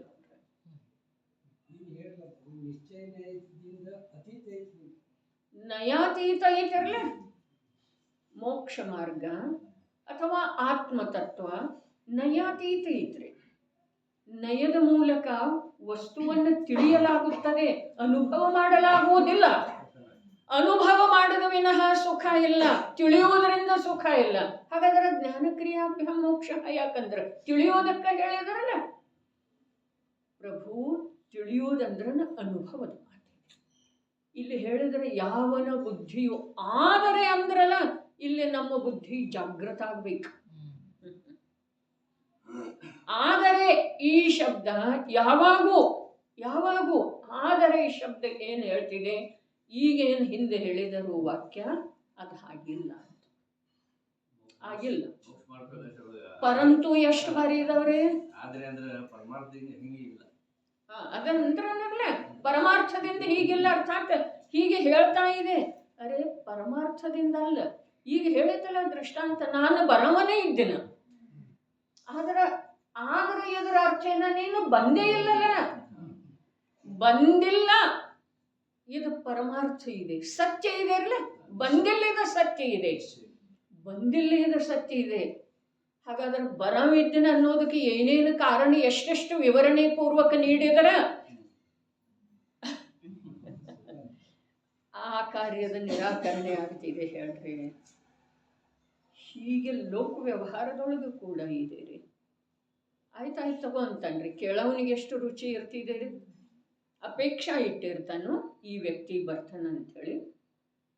ಅವನು ಬರಲಿಲ್ಲ, ಅವನು ನಾಳೆ ಬಂದ್ರೆ ಸಾರಿ ಅಂತಾನೆ, ಅದಂತಾನೆ, ಇದಂತಾನೆ, ನೀನೇನು ಎಲ್ಲ ಕಾರಣ ಹೇಳ್ತಾನೆ, ಉದ್ದವಾದಂಥ ಕಾರಣ ಹೇಳ್ತಾನೆ. ಆದ್ರೆ ಆ ಕಾರಣ ಕೇಳುವುದ್ರೊಳಗೆ ಇವನಿಗೆ ಎಷ್ಟು ರುಚಿ ಇರ್ತಿದೆ ರೀ. ಹಾಗಾದ್ರೆ ಆದರೆ ಅಂದ ನಂತರ ಅದನ್ನು ಬಿಟ್ಟು ಬಿಡಬೇಕು. ಮೋಕ್ಷ ಸಂಸಾರ ನಾಶದ ಕಾರಣ ರತ್ನತ್ರ ಇದೆ ಅಥವಾ ಇಲ್ಲ? ಇದೆ. ಎಲ್ಲಿ ಇದೆ? ಕಥನದೊಳಗಿದೆ. ಜ್ಞಾನದೊಳಗೆ ತಿಳಿಬೇಕಾದ್ರೆ ಅರೆ ತಿಳಿಯುವ ಸಲುವಾಗಿ ಪೂಜ್ಯ ಇದೆ, ಅದ ವ್ಯವಹಾರ ಪೂಜ್ಯ ಇದೆ, ಗ್ರಾಹ್ಯ ಇದೆ ಅಂತ ಹೇಳಿ ಹೇಳಿದ್ರ, ಹೇಯ ಇಲ್ಲ ಅಂತ ಹೇಳಿ ಹೇಳಿದ್ರ. ಅರೆ ತಿಳಿಯೋದು ಅವಶ್ಯಕ ಇದೆ. ಅರೆ ತಿಳಿದ ನಂತರನ ದೃಢವಾಗಿ ತಿಳಿದ ನಂತರನ ಅದರ ಆಚರಣೆ ಆಗ್ತಿದೆ. ಹಾಗೆ ಇದು ವಿಷಯ ಇದೆ, ಇದು ತಿಳಿಬೇಕಾಗೋದು ಶಬ್ದದಿಂದ. ಇದು ವಿಷಯ ಇದೆ ಅನ್ನೋದು ಶಬ್ದದಿಂದ ತಿಳಿಯೋದನ್ನು ತಿಳಿಸಿಕೊಡೋನ ಸಲುವಾಗಿ ತಿಳಿಯೋದ್ರೆ ಅರ್ಥ ಆಗ್ತಾ ಇದೆಯಲ್ಲ. ಇದು ವಿಷಯ ಇದೆ, ಆ ತಿಳಿಯುವುದನ್ನ 2 ಬಾರಿ ಪ್ರಯೋಗ ಮಾಡಿದ್ರ ಅದರ ಹೆಸರು ಶ್ರದ್ಧೆ ಆಯಿತು, 3 ಬಾರಿ ಪ್ರಯೋಗ ಮಾಡಿದ್ರ ಅದರ ಹೆಸರು ಚಾರಿತ್ರ. ತಿಳಿತೇನ್ರಿ? ಹಾಗಾದ್ರೆ ಜ್ಞಾನದ ಕ್ರಿಯೆಯಿಂದ ತಿಳಿಯುವಿಕೆಯಿಂದ ಮೋಕ್ಷ ಆಯಿತು ಅಥವಾ ಇಲ್ರಿ? ಅಲ್ಲಿ ಆತ್ಮ ಅರೆ ಅಂತಃ ತತ್ವ. ಇಲ್ಲಿ ಭೂತಾರ್ಥ ಮಾರ್ಗ ಶಬ್ದದ ಪ್ರಯೋಗ ಇದೆ ರೀ. ಭೂತಾರ್ಥ ಮಾರ್ಗ ಎಲ್ಲಿದೆ ರೀ? ಸಮ್ಯಕ್ ದರ್ಶನದ ಯಾವ ವಿವೇಚನೆ ಮಾಡಿದರೆ ಅದರೊಳಗಿದೆಯೋ, ಸಮ್ಯಕ್ ಜ್ಞಾನದ ಯಾವ ವಿವೇಚನೆ ಮಾಡಿದರೆ ಅದರೊಳಗಿದೆಯೋ, ಸಮ್ಯಕ್ ಚಾರಿತ್ರದ ಅಲ್ಲಿ ವಿವೇಚನೆ ಮಾಡಿದರೆ ಅದರಲ್ಲೇ ಇದೆ. ಒಂದು ಸ್ವಲ್ಪ ತಾವ ಮೋಕ್ಷಶಾಸ್ತ್ರ ಇದೆಯಲ್ಲ, ಮೋಕ್ಷಶಾಸ್ತ್ರದ ಆಧಾರದಿಂದ ಅಮೃತ ಚಂದ್ರಾಚಾರ್ಯ ದೇವ ತತ್ವಾರ್ಥ ಸಾರ ಅಂತೇಳಿ ಗ್ರಂಥ ಬರ್ತಾರೆ. ತತ್ವಾರ್ಥ ಸಾರ ಅದರದೊಂದು 22 ಪದ್ಯಗಳನ್ನು ಮೋಕ್ಷಶಾಸ್ತ್ರದ ಅಂತಿಮ ಅಧ್ಯಾಯ ಮುಗಿದ ನಂತರ ಪರಿಶಿಷ್ಟದೊಳಗ ರಾಮ್ಜಿ ಪೈ ಕೊಟ್ಟಿದ್ದಾರೆ. ಓದಿ ನೋಡೋದಲ್ಲಿ ನಿಶ್ಚಯ ವ್ಯವಹಾರಗಳದಿಷ್ಟು ಸುಂದರ ವಿವೇಚನೆ ಬೇರೆ ಎಲ್ಲೂ ನೋಡಲಿಕ್ಕೆ ಸಿಕ್ಕುವುದಿಲ್ಲರಿ. ಅಮೃತ ಚಂದ್ರಾಚಾರ್ಯರೇ, ಅಮೃತ ಚಂದ್ರಾಚಾರ್ಯ ಸಮಯ ಸಾರದ ಮೇಲೆ ಟೀಕೆ ಬರೆದರು, ಪ್ರವಚನ ಸಾರದ ಮೇಲೆ ಬರೆದರು, ಪಂಚಾಸ್ತಿಕಾಯದ ಮೇಲೆ ಬರೆದರು, ಪುರುಷಾರ್ಥ ಸಿದ್ಧಿ ಉಪಾಯ ಎನ್ನುವಂಥ ಗ್ರಂಥದ ರಚನೆ ಮಾಡಿದರು. ಅದರ ನಂತರ ತತ್ವಾರ್ಥ ಸಾರ ಬರೆದರು. ಅದರೊಳಗೆ ನಿಶ್ಚಯ ವ್ಯವಹಾರ ಅಂತ ಯಾವ ರೀತಿ ಇದೆ, ಒಂದು ದ್ರವ್ಯ ಇನ್ನೊಂದು ದ್ರವ್ಯದೊಳಗೆ ಯಾವ ರೀತಿ ಕಾರ್ಯ ಆಗದೇ ಇರುವುದು ನಿಶ್ಚಯ ಇದೆ, ವಸ್ತುವಿನ ಸ್ವರೂಪ ಇದೆ, ನೋಡೋದು ಅನಿವಾರ್ಯ ಇದೆ ರೀ. 21-22 ಶ್ಲೋಕ ಅದವ್ರೆ. ಒಂದ್ಸಲ ಓದಿನ ಬಿಡೋದು ಮನೆಯಲ್ಲಿ ತಾವು. ಇಲ್ಲಿ ಭೂತಾರ್ಥ ಮಾರ್ಗದೊಳಗೆ ಏನ ಬುದ್ಧಿ ರೀ, ಬುದ್ಧಿ ಶ್ರದ್ಧೆ ಅಲ್ಲ, ಆಚರಣೆ ಅಲ್ಲ. ಒಂದೊಂದು ಶಬ್ದದ ಮೇಲೆ ನಮ್ಮದ ಅರ್ಥಗ್ರಹಣ ಆಗುವ ತನಕ ಸ್ಥಿರತೆ ಬೇಕ್ರಿ. ಏನು ಹೇಳಿದ್ರು, ಯಾವನ ಬುದ್ಧಿ ಆದರೆ ಅಂದ್ರಲ್ಲ, ಆದರೆ ಇಲ್ಲಿ ಅಂಶ ಮಾತ್ರ ಕೂಡ ಅಸತ್ಯ ಇಲ್ಲ. ಆದರ ಆ ಸತ್ಯವನ್ನು ನೀನು ಚಿರಕಾಲದವರೆಗೆ ತಿಳಿದ್ರೂ ಕೂಡ ನಿನಗ ಸಂಸಾರದ ನಾಶ ಆಗುವುದಿಲ್ಲಪ್ಪ. ಪ್ರಯೋಗಾತ್ಮಕವಾಗಿ ವಿಚಾರ ಮಾಡೋದು. ಆ ಸತ್ಯವನ್ನು ಯಾವುದರೊಳಗೆ ಅಸತ್ಯದ ಗಂಧ ಕೂಡ ಇಲ್ಲ. ಏನು ಹೇಳಿದ್ರೆ ನೋಡ್ರಿ, ಸಪ್ತ ತತ್ವದ ಮೇಲೆ ಶ್ರದ್ಧೆ ಮಾಡುವುದನ್ನು ಸಮ್ಯಕ್ ದರ್ಶನ ಅನ್ನಲಿಲ್ಲ. ಯಥಾರ್ಥ ದೇವಶಾಸ್ತ್ರ ಗುರುವಿನ ಮೇಲೆ ಶ್ರದ್ಧೆ ಮಾಡುವುದನ್ನು ಸಮ್ಯಕ್ ದರ್ಶನ ಅನ್ನಲಿಲ್ಲ. ಆದರೆ ಏನು ಹೇಳಿದ್ರು, ಆತ್ಮನ ವಿಷಯದಲ್ಲಿ ನಿಶ್ಚಯ ಏನಿದೆ ಅದು ಸಮ್ಯಕ್ ದರ್ಶನ. ಆತ್ಮನ ವಿಷಯದಲ್ಲಿ ತಿಳುವಳಿಕೆ ಬೋಧ ಏನಿದೆ ಅದು ಸಮ್ಯಕ್ ಜ್ಞಾನ. ಆತ್ಮನಲ್ಲಿ ಸ್ಥಿರತೆ ಏನಿದೆ ಅದು ಸಮ್ಯಕ್ ಚಾರಿತ್ರ. ಇದನ್ನೇ ಆಗಮದ ಭಾಷೆಯೊಳಗೆ ಏನಂತಾರೋ ಸಮ್ಯಕ್ ದರ್ಶನ, ಸಮ್ಯಕ್ ಜ್ಞಾನ, ಸಮ್ಯಕ್ ಚಾರಿತ್ರ. ಈ ರತ್ನ ತ್ರಯ ಏನಿದೆ ಇದು ಸಂಸಾರ ನಾಶದ ಕಾರಣ ಇದೆ. ಇದನ್ನು ಹೊರತುಪಡಿಸಿ ಬೇರೆ ಯಾವುದೇ ಕಾರಣ ಇಲ್ಲ. ನಿಶ್ಚಯವೆಂದರೆ ನಿಶ್ಚಯದಿಂದ ಇದನ್ನು ಹೊರತುಪಡಿಸಿ ಬೇರೆ ಯಾವುದೂ ಕಾರಣ ಇಲ್ಲ. ಸಮ್ಯಕ್ ದರ್ಶನ ಇಲ್ಲದ, ಸಮ್ಯಕ್ ಜ್ಞಾನ ಇಲ್ಲದ, ಸಮ್ಯಕ್ ಚಾರಿತ್ರ ಇಲ್ಲದ, ಆತ್ಮತತ್ವದ ಕುರಿತು ಶ್ರದ್ಧೆ ಇಲ್ಲದ, ಆತ್ಮತತ್ವದ ಜ್ಞಾನ ಇಲ್ಲದೆ ಹೋದರೆ, ಆತ್ಮತತ್ವದಲ್ಲಿ ಸ್ಥಿರತೆ ಇಲ್ಲದೆ ಹೋದರೆ ಬೇರೆ ಯಾವ ಕಾರಣದಿಂದ ಮೋಕ್ಷ ಆಗ್ತಿದೆ? ಅನ್ಯ ಯಾವ ಕಿಂಚಿತ್ ಮಾತ್ರ ಕೂಡ ಕಾರಣದಿಂದ ಮೋಕ್ಷ ಆಗುವುದಿಲ್ಲ. ಅರ್ಥಾತ್ ಸಂಸಾರದ ನಾಶ ಸ್ವಲ್ಪ ಕೂಡ ಆಗುವುದಿಲ್ಲ. ಆದರೆ ಅಂದರೆ ಏನು? ಇದರಿಂದ ಆಗುವುದಿಲ್ಲಪ್ಪ, ಇದರಿಂದ ಆಗುವುದಿಲ್ಲ. ಇನ್ನೇನು ಹೇಳ್ರು, ಯಾವನ ಬುದ್ಧಿಯು ಭೂತಾರ್ಥ ಮಾರ್ಗದಲ್ಲಿ, ಭೂತಾರ್ಥ ಮಾರ್ಗ ಅಂದ್ರೆ ಏನಿನ್ನ ಭೂತಾರ್ಥ ಅಂತಂದ್ರೆ ಏನೇನು ಇಲ್ಲಿ? ಅದ ಶಬ್ದದ ಪ್ರತಿ ಶಬ್ದ ಐತ್ರಿ. ಇನ್ನೊಂದು ಶಬ್ದ ಸಮಾನ ಅರ್ಥವನ್ನು ಕೊಡುವ ಶಬ್ದ ಐತ್ರಿ. ಭೂತಾರ್ಥ ಅಂತಂದ್ರೆ ಏನ?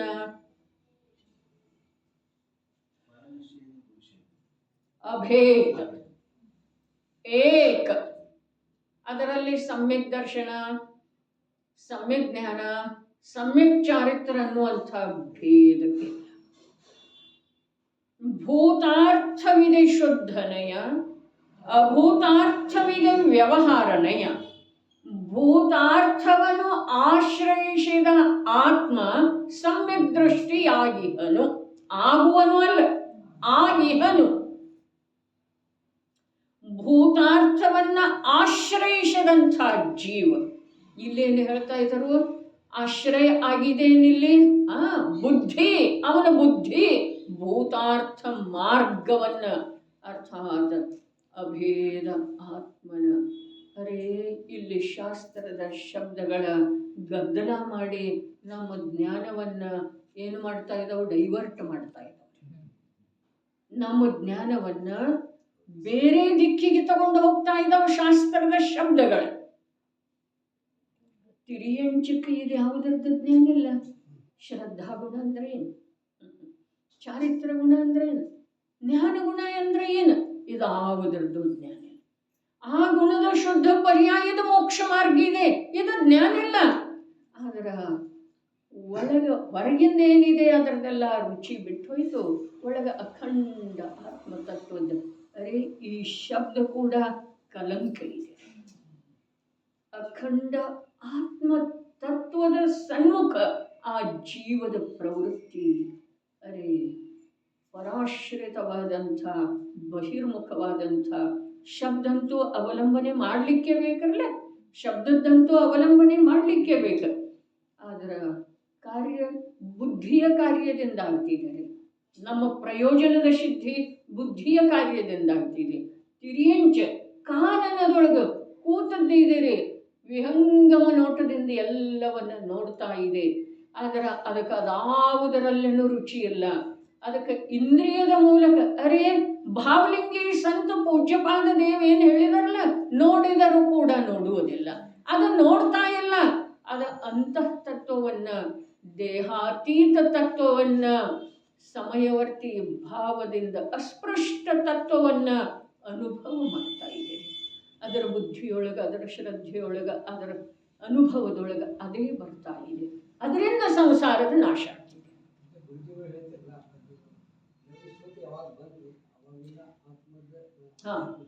ಭಾವಶ್ರುತ ಲುಪ್ತ ಆಯಿತು. ನೋಡ್ರಿ, ಮಾತು ಇಷ್ಟೇ ಇದೆ. ದ್ರವ್ಯಶ್ರುತ ಭಾವಶ್ರುತದ ಉತ್ಪತ್ತಿಗೆ ನಿಮಿತ್ತ ಆಗಬೇಕು. ಅದರ ಅಜ್ಞಾನದ ಬೆಳವಣಿಗೆ ಇಷ್ಟ ಆಗ್ತಾ ಇದೆಯಲ್ಲ, ಕಾಲದೋಷದಿಂದ ಅನ್ಬಹುದು ಅಥವಾ ಕಾಲದ ನಿಮಿತ್ತದಿಂದ, ಅಪಾತ್ರ ಜೀವರುಗಳ ಅಜ್ಞಾನದಿಂದ ಏನಾಗ್ತಾ ಇದೆ? ದ್ರವ್ಯಶ್ರುತದ ಚಕಾಚು ಒಂದು ಹೊಳೆಯುವಿಕೆಯೊಳಗ ಭಾವಶ್ರುತದ ಕಡೆಗೆ ಲಕ್ಷ್ಯ ಇಲ್ಲ. ಭಾಷ್ಯದೊಳಗ ಪಂಚ ಕಲ್ಯಾಣಿಕಗಳ ಉತ್ಸವ ನಡೀತಾ ಇರ್ತಿದೆ ಅಲ್ಲ, ನಿಜವಾಗಿ ಅವ ಅಂತಃ ತತ್ವದ ಕಡೆಗೆ ಎಲ್ಲಿ ತಗೊಂಡು ಹೋಗ್ತಾವ? ಯಾವ ಕಾರ್ಯಕ್ರಮ? 5 ಪ್ರಕಾರದ ಕಲ್ಯಾಣಿಕಗಳನ್ನು ತೋರಿಸಲಾಗ್ತಿದೆ ಅಲ್ಲ, ಮಾಡಿ ತೋರಿಸಲಾಗ್ತಿದೆ.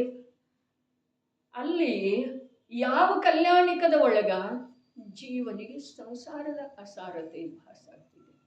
ಶಬ್ದಗಳಂತೂ ಬಹಳಷ್ಟು ಇರ್ತವೆ. 16 ಸ್ವಪ್ನಗಳಲ್ಲೇನೂ ಇದ್ದಾವೆ. ದೇವಿ ಮತ್ತು ಮಾತೆಯರ ಚರ್ಚೆಯೊಳಗೆ, ಪ್ರಶ್ನೋತ್ತರದೊಳಗನು ವಿಷಯ ಇದ್ದಾವೆ, ಇಲ್ಲ ಅಂತಲ್ಲ. ಆದರೆ ಅನ್ನೋದೊಂದು ಮಧ್ಯಕ್ಕೆ ಬರಬೇಕ್ರೆ ಬರ್ತಿದ್ದೇನೆ ಅದ. ಆ ಏನು ಚರ್ಚೆ ಇದೆಯಲ್ಲ, ಆ ಚರ್ಚೆ ಕೇಳಿ ನಮಗೆ ಜ್ಞಾನ ಆಯ್ತು, ಧರ್ಮತತ್ವ ಧರ್ಮಾತ್ಮನ ಆದೇವು ಹೀಗೆ ಅನ್ನಿಸಿ ಬಿಡ್ತಿದೆಯೋ, ಅಥವಾ ಆ ಚರ್ಚೆಯ ಸಂಕೇತದ ಮೇರೆಗೆ ಆ ಅಭೇದ ಅಂತಃತತ್ವ ಭೂತಾರ್ಥ ಅರೇ ಎಲ್ಲಿ ಭೇದ ಇಲ್ಲ, ಗುಣಭೇದ ಇಲ್ಲ, ಪರ್ಯಾಯ ಭೇದ ಇಲ್ಲ ಪ್ರಭು. ಗುಣಭೇದ ಮತ್ತು ಪರ್ಯಾಯ ಭೇದದ್ದನ ಮುಖ್ಯತೆ ಇದೆ. ವ್ಯವಹಾರ ಪೂಜ್ಯ ಅಂಥೇಳಿ ಹಿಂದಿನ ಶ್ಲೋಕದೊಳಗೆ ಏನು ಹೇಳಿದರು, ಅಲ್ಲಿ ಗುಣ ಮತ್ತು ಪರ್ಯಾಯದ ಮೂಲಕನ ಅನೇಕ ಶಾಖೆಗಳ ಸುಂದರತೆಯನ್ನು ಹೇಳಿದ್ದಾರೆ. ಭೇದ ಏನಿದೆ ಅದು ಅಭೂತಾರ್ಥ ಇದೆ ಪ್ರಭು. ದೀಕ್ಷಾ ತಗೊಳ್ಳೋದ, ಸಲ್ಲೇಖನ ತಗೊಳ್ಳೋದ, ಪಿಚ್ಚಿ ಧಾರಣ ಮಾಡೋದ, ಗ್ರಂಥದ ಅಧ್ಯಯನ ಮಾಡೋದ, ಹೇಳಿದ್ರಲ್ಲ ಮಠ ನಿವಾಸದೊಳಗೆ ಧರ್ಮ ಇಲ್ಲ, ಪಿಚ್ಚಿ ಧಾರಣದೊಳಗೆ ಧರ್ಮ ಇಲ್ಲ, ಕೇಶ ಲೋಂಚದೊಳಗೆ ಧರ್ಮ ಇಲ್ಲ. ಯೋಗಿಂದು ದೇವ ಹೇಳಿದ್ರ 1400 ವರ್ಷಗಳ ಪೂರ್ವದೊಳಗೆ. ಇದಂತೂ ಮಾತು ಇಲ್ಲ. ಇದಂತೂ ಅಭೂತಾರ್ಥದ ಶ್ರೇಣಿಯೊಳಗೂ ಕೂಡ ಬರುವುದಿಲ್ರಿ. ತಿಳಿತೇನ್ರಿ? ಅಭೂತಾರ್ಥದ ಶ್ರೇಣಿಯೊಳಗೆ ಯಾವುದು ಬರ್ತಿದೆ? ಗುಣ ಮತ್ತು ಪರ್ಯಾಯದ ಭೇದ.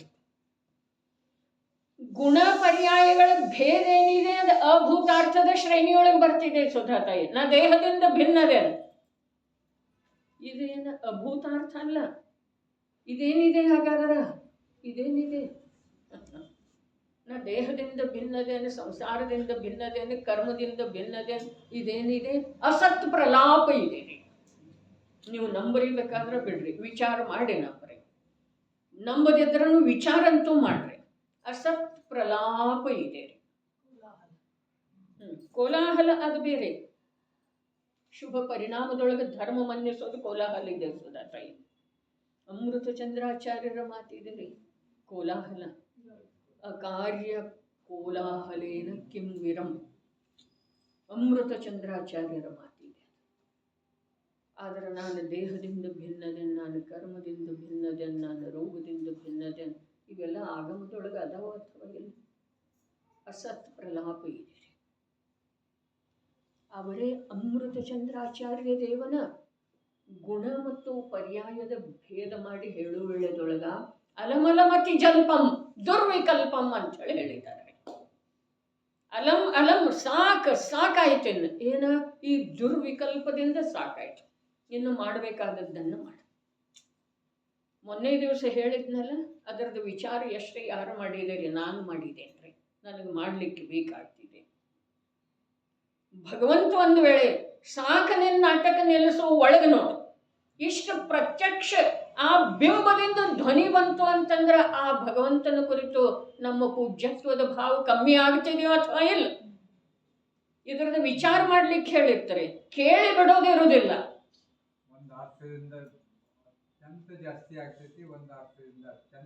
ಆಗುವುದಿಲ್ರಿ. ಸಮ್ಯಕ್ ದೃಷ್ಟಿ ಇದ್ರೆ ಅವನಿಗೆ ಜಾಗೃತಿ ಆಗ್ತಿದೆ. ಅರೆ ಪ್ರಭು, ನಿನ್ನ ಭಕ್ತಿಯೊಳಗೆ ನಾನು ಮೈ ಮರ್ತಿದ್ದೇನು. ನಿನ್ನ ಸಂದೇಶ ಅಜ್ಞತೆಯಿಂದಲೇ ತಮ್ಮನ್ನು ನಾನು ಸಾರರೂಪದಿಂದ ಪೂಜಿಸಲಿಲ್ಲ. ಸಾರರೂಪದಿಂದ ಪೂಜಿಸೋದಂತರ ಏನ? ವೀತರಾಗ ಮಾರ್ಗದೊಳಗೆ ಹೊರಟು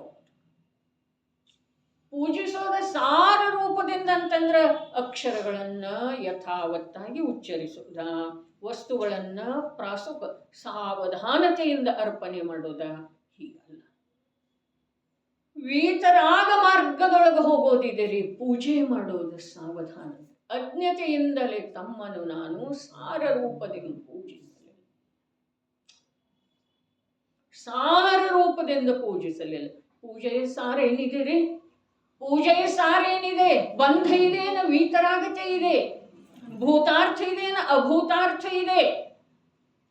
ಇಲ್ಲಿ ಭೂತಾರ್ಥ ಹೇಳ್ತಾ ಇದ್ದಾರೆ. ಪೂಜೆಯ ಸಾರ, ಹಾಲಿನ ಸಾರೇನಿದೆ? ಕೆನೆ ಇದೆ. ಪೂಜ್ಯ ಪೂಜಕನೊಂದಾಗುವುದೇ ಪೂಜೆಯ ಫಲದ ಸಾರ. ಪೂಜ್ಯ ಪೂಜಕ ಅಲ್ಲಿ ಭೇದ ಇಲ್ಲ. ಪ್ರಾರಂಭದೊಳಗನ ಪ್ರವಚನ ಸಾರದ ಮಂಗಲಾಚರಣೆಯೊಳಗನ ಪೂಜ್ಯ ಪೂಜಕ ವಂದ್ಯ ವಂದಕ ಭಾವ ಎಲ್ಲ. ಅರೆ ಇವರ ತ್ರಿಲೋಕ ಪೂಜ್ಯ ಪ್ರಭು, ಇವರಿಗೆ ವಂದನೆ ಮಾಡುವಂಥವು ನಾನು, ನನ್ನಿಂದ ವಂದಿಸಲಿಕ್ಕೆ ಯೋಗ್ಯ ಇವರು. ಈ ಪ್ರಕಾರದ ಭೇದ ಇಲ್ಲ. ಆವಾಗ ಮಂಗಲಾಚರಣೆ ಆಗ್ತಿದೆ ರೀ. ನಾವು ಎಲ್ಲೆದೆವು? ಏನೇನೋ ಕರ್ತವ್ಯ ಮಾಡಿ, ಜಡದ ಕಾರ್ಯ ಮಾಡಿ, ಅರೇ ನಾನು ಬಹಳ ಮಾಡಿದ್ನು, ಬಹಳ. ನನ್ನಷ್ಟೇ ಯಾರು ಮಾಡಿದ್ದಾರೆ? ಉದ್ದು ಲಿಸ್ಟ್ ರೀ. ಯಾರ ಕೇಳೋರಿದ್ರೆ ಸಾಕು. ನಾ 8 ವರ್ಷದಿಂದ ನಾ ಬುದ್ಧಿ ತಿಳಿದಾಗಿಂದ ನಾ ಹಂಗೆ ನಾ ಹಿಂಗೆ ಹೇಳ್ತೇವೆ. ನಾ ತಿಂದೇ ಇಲ್ಲ, ನಾ ಬಸ್ಸಿಗೆ ಹೋಗದೆ ಇರೋ ದಿವಸ ನೆನಪೇ ಇಲ್ಲ. ಆಯ್ತಿನ್ನ ಇಲ್ಲಿ ಹೇಳ್ತಾ ಇದ್ದರು, ವಾಸ್ತವಿಕ ಸಂಸಾರ ನಾಶದ ಕಾರಣ ಯಾವುದಿದೆ ಅನ್ನೋದನ್ನು ಸರ್ವಜ್ಞ ಪ್ರಭು ಹೇಳಿದಾರಲ್ಲ, ಅದನ್ನು ನೀನು ತಿಳಿದರನೂ ಕೂಡ ಆ ಮಾರ್ಗದೊಳಗೆ ನಿನ್ನ ಬುದ್ಧಿ ತೊಡಗಲಿಲ್ಲ. ಭೇದವನ್ನು ಬಿಟ್ಟುಕೊಟ್ಟ ಅಭೇದದೊಳಗೆ ನಿನ್ನ ಬುದ್ಧಿ ಬರಲಿಲ್ಲ. ಅಭೂತಾರ್ಥದ ತ್ಯಾಗ ಮಾಡಿ ಗುಣ ಪರ್ಯಾಯದ ಭೇದ. ಅರೆ ಗುಣ ಪರ್ಯಾಯದ ಭೇದವನ್ನು ಸಮಯ ಸಾರದ ಅದ್ಭುತ ಮಹಿಮೆಯ ತಿಳಿಸಿ ಹೇಳುವೆನು ನಾನೆಂದು ಅನ್ನುವಂಥ ಭಜನೆ ಇದೆಯಲ್ಲ, ಅಲ್ಲಿ ಯಾವ್ಯಾವುದರಿಂದ ಜ್ಞಾನವನ್ನು ಬಿಡಿಸಿದರು ನೋಡೋದರೆ ಗುಣಭೇದದಿಂದನೂ ಪರ್ಯಾಯ ಭೇದದಿಂದನೂ. ಅರೆ ಅಭೂತಾರ್ಥ ಯಾವುದ? ನಾ ಜ್ಞಾನಸ್ವರೂಪಿ ಇದ್ದೇನಂತ ಹೇಳಿ ನಂಬೋದು ಅಭೂತಾರ್ಥ ಇದೆ. ಇನ್ನೇನು ಬೇಕು ಹೇಳ್ರಿ? ಆಯ್ತೇನಿಲ್ರಿ ಗೌರಣ್ಣವ್ರು? ಸತ್ತಿದೆ ಏನಿಲ್ರಿ? ನಾನು ಜ್ಞಾನಸ್ವರೂಪಿ ಇದ್ದೇನೆ. ನನ್ನ ಶ್ರದ್ಧೆ ಅರ್ಥಾತ್ ನನ್ನಲ್ಲೇ ಒಂದು ಶ್ರದ್ಧಾಗುಣ ಇದೆ. ಆ ಶ್ರದ್ಧಾಗುಣದೊಳಗೆ ನಾನು ಹೀಗಿದ್ದೇನೆ ಅನ್ನುವ ವಿಶ್ವಾಸ ಯಾವಾಗ ಮೂಡಿ ಬರ್ತಿದೆಯೋ ಆವಾಗ ಮೋಕ್ಷ ಮಾರ್ಗ ಪ್ರಕಟ ಆಗ್ತಿದೆ ಅನ್ನೋದು ಅಭೂತಾರ್ಥ ಇದೆ. ಅದಕ್ಕೆ ವೀರ್ಯ ಸ್ವಲ್ಪ ಜಾಗೃತ ಬೇಕ್ರಿ. ವೀರ್ಯ ಸೂಕ್ತ ಇತ್ತು ಅಂತಂದ್ರೆ ಜಿನಾಗಮದ ಒಂದು ಶಬ್ದನೂ ತಿಳಿಯೋದಿಲ್ಲ. ಹೇಳ್ರಿ ಅದ ಕಾರಣದಿಂದ ಈ ಜಗತ್ತಿನಲ್ಲಿ ಬಹಳಷ್ಟು ದಾರ್ಶನಿಕರ ಇದೇ ಕಾರಣದಿಂದ ಇದೇ ಕಾರಣದಿಂದ ಗುಣಭೇದದೊಳಗೆ ವಸ್ತುವಿನ ಕಲ್ಪನೆ. ಸುಧಾತಾಯಿ, ಒಂದು ಗುಣದೊಳಗೆ ಸಮಗ್ರ ವಸ್ತುವಿನ ಕಲ್ಪನೆ. ಆಚಾರ್ಯ ಉಮಾಸ್ವಾಮಿ ದೇವ ತತ್ವಾರ್ಥ ಸೂತ್ರದಲ್ಲಿ ಹೇಳಿದರು, ನಿರ್ಗುಣಾನಿ. ಗುಣಿ ಹಾಗದನು, ಗುಣ ಹೇಗಿದೆ? ಅರೆ, ಗುಣಿಯಲ್ಲೇ ಗುಣಗಳಿದಾವೆ, ಆದರೆ ಗುಣದೊಳಗೆ ಗುಣ ಇಲ್ಲ. ಬಹಳ ಅದ್ಭುತ ಸೂತ್ರ. ಆ ಸೂತ್ರ ಗ್ರಂಥದ ಮರ್ಮ ತಿಳಿಯೋದ ಬಹಳ ಧೈರ್ಯದಿಂದ ಸಂಪೂರ್ಣ ಸಮರ್ಪಣೆಯಿಂದ ಅಧ್ಯಯನ ಬೇಕು. ತಿಳಿದ ಹಾಗೆ ಅನ್ನಿಸ್ತಿದೆ ಮೇಲೆ, ತಿಳಿದ ಹಾಗೆ ಹೀಗೆ ಇರಲೇ ಯಾಕೆ ತಿಳಿತು ಅಥವಾ ಇಲ್ಲ? ಈ ರತ್ನತ್ರ ಏನಿದೆ ಇದುವೇ ಮೋಕ್ಷದ ಕಾರಣ ಇದೆ ಅಥವಾ ಸಂಸಾರ ನಾಶದ ಕಾರಣ ಇದೆ. ಅಸತ್ಯ ಇದೆ ಅಂದ್ರೆ ಸ್ವಲ್ಪರೇ ಇಲ್ಲ, ಆದ್ರೆ ಸತ್ಯ ಎಷ್ಟಿದೆ ರೇ? ಇಲ್ಲ. ಅಸತ್ಯ ಸ್ವಲ್ಪ ಕೂಡ ಇಲ್ಲ, ಆದ್ರೆ ಸತ್ಯ ಎಷ್ಟಿದೆ ಹೇಳ್ರಿ? ಇಲ್ಲ. ನೋಡ್ರಿ, ಏನೆಲ್ಲ ಶಾಸ್ತ್ರದ ಮಾತುಗಳನ್ನ ಪರಿಭಾಷೆಗಳನ್ನ ತಿಳಿದ್ರನು ಅಭೇದ ಆತ್ಮನೊಳಗ ಅರ್ಥಾತ್ ಭೂತಾರ್ಥ ಮಾರ್ಗದೊಳಗ ಬುದ್ಧಿ ಎಲ್ಲಿಯವರೆಗೆ ಪ್ರವೃತ್ತ ಆಗುವುದಿಲ್ಲ ಅಲ್ಲಿಯವರೆಗೆ ಸಂಸಾರದ ನಾಶ ಆಗುವುದಿಲ್ಲ. ನಾಶ ಆಗ್ತಿದೆ. ಏನು ನಾಶ ಆಗ್ತಿದೆ? ಈ ಭವದ ನಾಶ ಆಗ್ತಿದೆ, ಸಮನಸ್ಕತೆಯ ನಾಶ ಆಗ್ತಿದೆ, ನಿರ್ಣಯ ಮಾಡುವ ಸಾಮರ್ಥ್ಯ ನಾಶ ಆಗ್ತಿದೆ. ಪ್ರಭು ಬಿಟ್ಟು ಹೋಗ್ತಿದೆ. ಹೇಗೆ ನಾಶ ಆಗ್ತಿದೆ? ಮತ್ತು ಅನಂತ ಕಾಲ ಸಿಕ್ಕುವುದಿಲ್ಲ. ಅನಂತ ಕಾಲ ಕಳೆದ ನಂತರನೂ ಸಿಕ್ಕುವುದರದ ನಿಯಮ ಇಲ್ಲ. ಆ ಪ್ರಕಾರ ನಾಶ ಆಗ್ತಿದೆ. ಏನು ಬೇಕು ಅದನ್ನು ನಾವು ಮಾಡೋದು.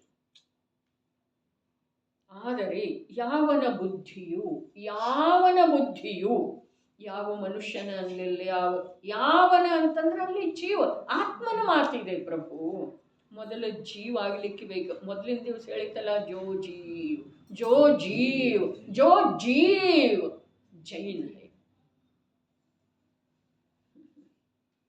ಜೈನ್ ಯಾರಿಗಂತಾರೆ? ನಾನು ಜೀವಿದ್ದೇನೆ ಅಂತ ಹೇಳಿ ಅವನು ತಿಳಿತಾನಲ್ಲ,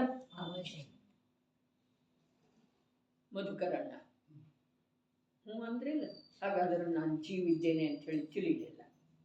ವ್ಯವಹಾರದೊಳಗಂತೂ ಹ್ಞೂ ಅನ್ಲಿಕ್ಕೆ ಬೇಕ್ರೆ, ಅನ್ಲಿಕ್ಕೆ ಬೇಕು. ಏನೋ ಮಾಡಿ ಶಿಕ್ಷಿಸ್ತಾ ಇದ್ದೇನೆ, ಕಷ್ಟದೊಳಗ ಹೀಗೆ ಮಾಡ್ತೀನಿ. ಒಳಗೆ ಶ್ರದ್ಧಾ ಕೆಲಸ ಮಾಡ್ತಾ ಇದೆ ಅಂದ್ರೆ ಜೋ ಜೀವ್. ಯಾವ ನಾನು ಜೀವಿದ್ದೇನೆ ಅಂತ ಹೇಳಿ ತಿಳಿದಿದ್ದನು. ಜೀವಿದ್ದೇನೆ ಅಂತ ಹೇಳಿ ತಿಳಿಲಿಕ್ಕೆ ಅನಂತ ಪುರುಷಾರ್ಥ ಬೇಕು. ಗೀತಾ ಮಾತಾ ಜೀವಿದ್ದೇನೆ ಅಂತ ಹೇಳಿ ತಿಳಿಲಿಕ್ಕೆ, ಅರೆ ನಾವು ಎಷ್ಟು ವರ್ಷದಿಂದ ತಿಳಿತಾ ಇದ್ದೇವೆ. ನಾನು ಜೀವಿದ್ದೇನೆ ಅಂತ ಹೇಳಿದ್ದೇನು ಹೊಸದಿದೆ ಅಂದ್ರೆ ಶಬ್ದ ಹೊಸದಿಲ್ಲ ಪ್ರಭು, ಶಬ್ದ ಹೊಸದಿಲ್ಲ. ಆದ್ರೆ ಆ ಶಬ್ದ ರೂಪ ವಾಚಕ ಶಬ್ದದ ವಾಚ್ಯ ರೂಪದ ಭಾವದ ಎಲ್ಲಿ ನನಗೆ ಸ್ವೀಕಾರ ಇದೆ. ನಾನು ಜೀವಿದ್ದೇನೆ ಅನ್ನುವುದರದ ಆಂತರ್ಯದೊಳಗೆ ನಾಭಿಮೂಲದಿಂದ ಯಾವನಿಗೆ ಮೂಡಿ ಬರ್ತಾ ಇದಾವಲ್ಲ ಪ್ರತಿಯೊಂದು ಪರ್ಯಾಯ, ಅವನು ಜೈನ. ಕ್ಷಯೋಕ್ಷಮ ಜ್ಞಾನದೊಳಗೆ ಪ್ರಭು. ಅದಕ್ಕೆ ಮೊದಲಿನ ದಿವಸದ್ದೇನಿದೆ ಅದರದ ಮತ್ತೆ ಚಿಂತನ ಮಂಥನ ಮಾಡೋದ್ರಿ. ಸಮಯ ಆಗಿದೆ, ಭಾವಾರ್ಥ ಓದಿಬಿಡೋನವ್ರಲ್ಲ. ಯಾಕೆ ಅಂತಂದ್ರೆ ನಮಗೆ ಪರಿಮಿತಿ ಇದೆ. 8 ದಿವಸದೊಳಗೆ 8 ಶ್ಲೋಕ ಮುಗಿಸೋದು. ಇನ್ನೊಂದ್ಸಲ ಅರ್ಥನೂ ಓದೋನವ್ರೆ. ಆತ್ಮನ ವಿಷಯದಲ್ಲಿ ಯಾವ ನಿಶ್ಚಯ ಬೋಧ, ಯಾವ ನಿಶ್ಚಯ ಅಲ್ಲದ, ಯಾವ ನಿಶ್ಚಯ ಬೋಧ ಸ್ಥಿತಿ ರೂಪದ ರತ್ನತ್ರಯವಿದೆ. ಎಂದರೆ ಸಮ್ಯಕ್ ದರ್ಶನ, ಸಮ್ಯಕ್ ಜ್ಞಾನ, ಸಮ್ಯಕ್ ಚಾರಿತ್ರ ರೂಪದ ರತ್ನತ್ರಯವಿದೆ. ಅದು ಸಂಸಾರ ನಾಶದ ಕಾರಣವಿದೆ. ಇಲ್ಲಿ ಪ್ರತಿಯೊಂದು ಶಬ್ದದೊಳಗ ನಮ್ಮ ಆಂತರ್ಯವನ್ನು ಅಲುಗಾಡಿಸ್ಲಿಕ್ಕೆ ಬೇಕು. ಆತ್ಮನ ವಿಷಯದಲ್ಲಿ, ಶರೀರದ ವಿಷಯದಲ್ಲಿ ಎಷ್ಟು ನಾವು ಜಾಗೃತ ಆಗ್ತೇವ್ರಿ, ಎಷ್ಟು ಜಾಗೃತ ಆಗ್ತೇವೆ. ಹಾಗಾದ್ರೆ ಆತ್ಮ ಅಂದ ನಂತರ ಒಳಗೆ ಜಾಗೃತಿ, ಉತ್ಸಾಹ. ಪದ್ಮನಂದಿ ಆಚಾರ್ಯ ದೇವನ ಹೇಳಿದಲ್ಲ, ಏನ ತತ್ಪ್ರತಿ ಪ್ರೀತಿ ಚಿತ್ತೇನ ಏನ ವಾರ್ತಾಪಿ ಈಶ್ವರ. ಕೇವಲ ವಾರ್ತೆಯನ್ನು ಕೂಡ ಪ್ರೀತಿಯ ಚಿತ್ತದಿಂದ ಯಾವ ಕೇಳಿದನು. ನಿಶ್ಚಿತಂ, ಅವ ನಿಶ್ಚಿತವಾಗಿ ಏನದನು ಭವ್ಯದನು ಭಾವಿ ನಿಕಟ ಕಾಲದೊಳಗ ನಿರ್ವಾಣಕ ಪ್ರಾಪ್ತ. ಅದು ಸಂಸಾರ ನಾಶದ ಕಾರಣವಿದೆ. ಮಾಡೋದಿದೆ ನಮಗೆ ಸಂಸಾರ ನಾಶ ಇಲ್ಲ. ಇಲ್ಲೆಲ್ಲ ವ್ಯವಸ್ಥಿತ ಇರಬೇಕು, ಎಲ್ಲ ವ್ಯವಸ್ಥಿತ. ಅನಂತ ಕಾಲದವರೆಗೆ ಇಲ್ಲಿ ವ್ಯವಸ್ಥೆಯನ್ನು ನೋಡ್ತಾ ಇರಾಮಿದ್ದೀನಿ. ನಾವು ಮಾಡಿ ಬಂದಿದ್ದೇನೆ ವ್ಯವಸ್ಥೆ, ಇನ್ನೂ ಹಾಗೇ ಇದೆ. ಅದು ಇನ್ನೂ ಸ್ವಲ್ಪ ಕೂಡ ಬದಲಾಗಿಲ್ಲ. 3-4 ತಲೆಮಾರು ಅದು. ಆದರೆ ನಾನೇನು ಮಾಡಿದ್ದೇನಲ್ಲ ಪರಂಪರೆ ಅದೇ ನಡೀತಾ ಇದೆ. ನೋಡಮದಿ ಸಿದ್ಧಾಲಯದೊಳಗೆ ಹೋದ್ಮೇಲೆ. ಆದರೆ ಯಾವನ ಬುದ್ಧಿಯು ಭೂತಾರ್ಥ ಮಾರ್ಗದಲ್ಲಿ ಎಂದರೆ ಶುದ್ಧ ನಿಶ್ಚಯ ನಯದ ಮಾರ್ಗದಲ್ಲಿ ಪ್ರವೃತ್ತವಾಗಿ ಬಿಟ್ಟಿದೆ, ಅವನ ಸಲುವಾಗಿ ಅವು 3 ಇಲ್ಲಿ ಇವು ಇಲ್ರಿ, ಅವು ದೂರ ಉಳಿದು ಅವು 3 ಎಂದರೆ ಸಮ್ಯಕ್ ದರ್ಶನ, ಸಮ್ಯಕ್ ಜ್ಞಾನ, ಸಮ್ಯಕ್ ಚಾರಿತ್ರ ಏನದವು? ಒಂದು ಆತ್ಮಸ್ವರೂಪವೇ. ಚಾರಿತ್ರದ ಅಂಗೀಕಾರ ಮಾಡುವ ಸಲುವಾಗಿ ಏನೇನು ಮಾಡ್ತಾನ್ರಿ ಅವ? ಪತ್ರಿಕಾ ತೆಗೆದು ಎಲ್ಲ ಕಡೆ ಹಂಚತಾನೆ, ಚಾರಿತ್ರಧಾರಣ ಮಾಡುತ್ತಾನೆ. ಆತ್ಮಸ್ವರೂಪನ ಅದಾವ 3. ಬಹಳ ವಿಶೇಷ ಮಾತಿದೆ, ತಿಳ್ಕೊಳ್ಳುವ ಮಾತಿದೆ. ನಮ್ಮ ಸಲುವಾಗಿ ನಾವು ತಿಳ್ಕೊಳ್ಳೋದಿದೆ. ಇನ್ನೊಬ್ಬರ ಮೇಲೆ ದೋಷಾರೋಪಣೆ ಮಾಡುವ ಸಲುವಾಗಿ ಅಥವಾ ಇನ್ನೊಬ್ಬರ ದೋಷದ ಅಥವಾ ಇನ್ನೊಬ್ಬರ ಕ್ರಿಯೆಯ ನಿಂದೆ ಮಾಡುವ ಸಲುವಾಗಿ ನಮ್ಮ ಹತ್ರ ವೆಳ್ಳೆ ಇರಬಾರ್ದು, ರುಚಿನೂ ಇರಬಾರ್ದು. ಒಂದು ಆತ್ಮಸ್ವರೂಪವೇ ಇವೆ, ಅದರಿಂದ ಭಿನ್ನವಾಗಿಲ್ಲ. ಭಾವಾರ್ಥ ಯಾವ ಭವ್ಯ ಜೀವರುಗಳು ಮತ್ತು ಬಂತು ನೋಡ್ರಿ ಏನ, ಯಾವ ಭವ್ಯ ಜೀವರುಗಳು ಸಮ್ಯಕ್ ದರ್ಶನ, ಸಮ್ಯಕ್ ಜ್ಞಾನ, ಸಮ್ಯಕ್ ಚಾರಿತ್ರಮಯನಾದ ಎಂದರೆ ರತ್ನತ್ರಯ ಸ್ವರೂಪನಾದ ಆತ್ಮನ ಧ್ಯಾನ ಮಾಡುತ್ತಾರೆ. ಬುದ್ಧಿ ಭೂತಾರ್ಥ ಮಾರ್ಗದೊಳಗೆ ಪ್ರವೃತ್ತ ಆಗೋದು ಅರ್ಥಾತ್ ಧ್ಯಾನ. ಧ್ಯಾನ ಅರ್ಥಾತ್ ಒಂದರೊಳಗನ ಸ್ಥಿರ ಇರೋದು. ಏಕಾಗ್ರ ಚಿಂತ ನಿರೋಧೋ ಧ್ಯಾನ. ಧ್ಯಾನ ಮಾಡುತ್ತಾರೆ, ಅವರು ಸಮಸ್ತ ದುಃಖಗಳಿಂದ ಬಿಡುಗಡೆ ಹೊಂದುತ್ತಾರೆ ಮತ್ತು ನೇರವಾಗಿ ಮೋಕ್ಷಕ್ಕೆ ಹೊರಟು ಹೋಗುತ್ತಾರೆ. ಅಲ್ಲಿ ಇಲ್ಲಿ ಸುತ್ತಾಡಿ ಅಲ್ಲ, ನೇರವಾಗಿ ಮೋಕ್ಷಕ್ಕೆ ಹೊರಟು ಹೋಗ್ತಾರೆ. ರಾಜಮಾರ್ಗ. ಆದುದರಿಂದ ಮೋಕ್ಷದ ಅಭಿಲಾಷೆ ಇರುವಂಥ ಜೀವರುಗಳಲ್ಲ, ಭವ್ಯ ಜೀವರುಗಳು ಅವಶ್ಯವಾಗಿ ತಮ್ಮ ರತ್ನತ್ರಯ ಸ್ವರೂಪ ಆತ್ಮನ ಆರಾಧನೆ ಮಾಡಬೇಕಾಗುವುದು.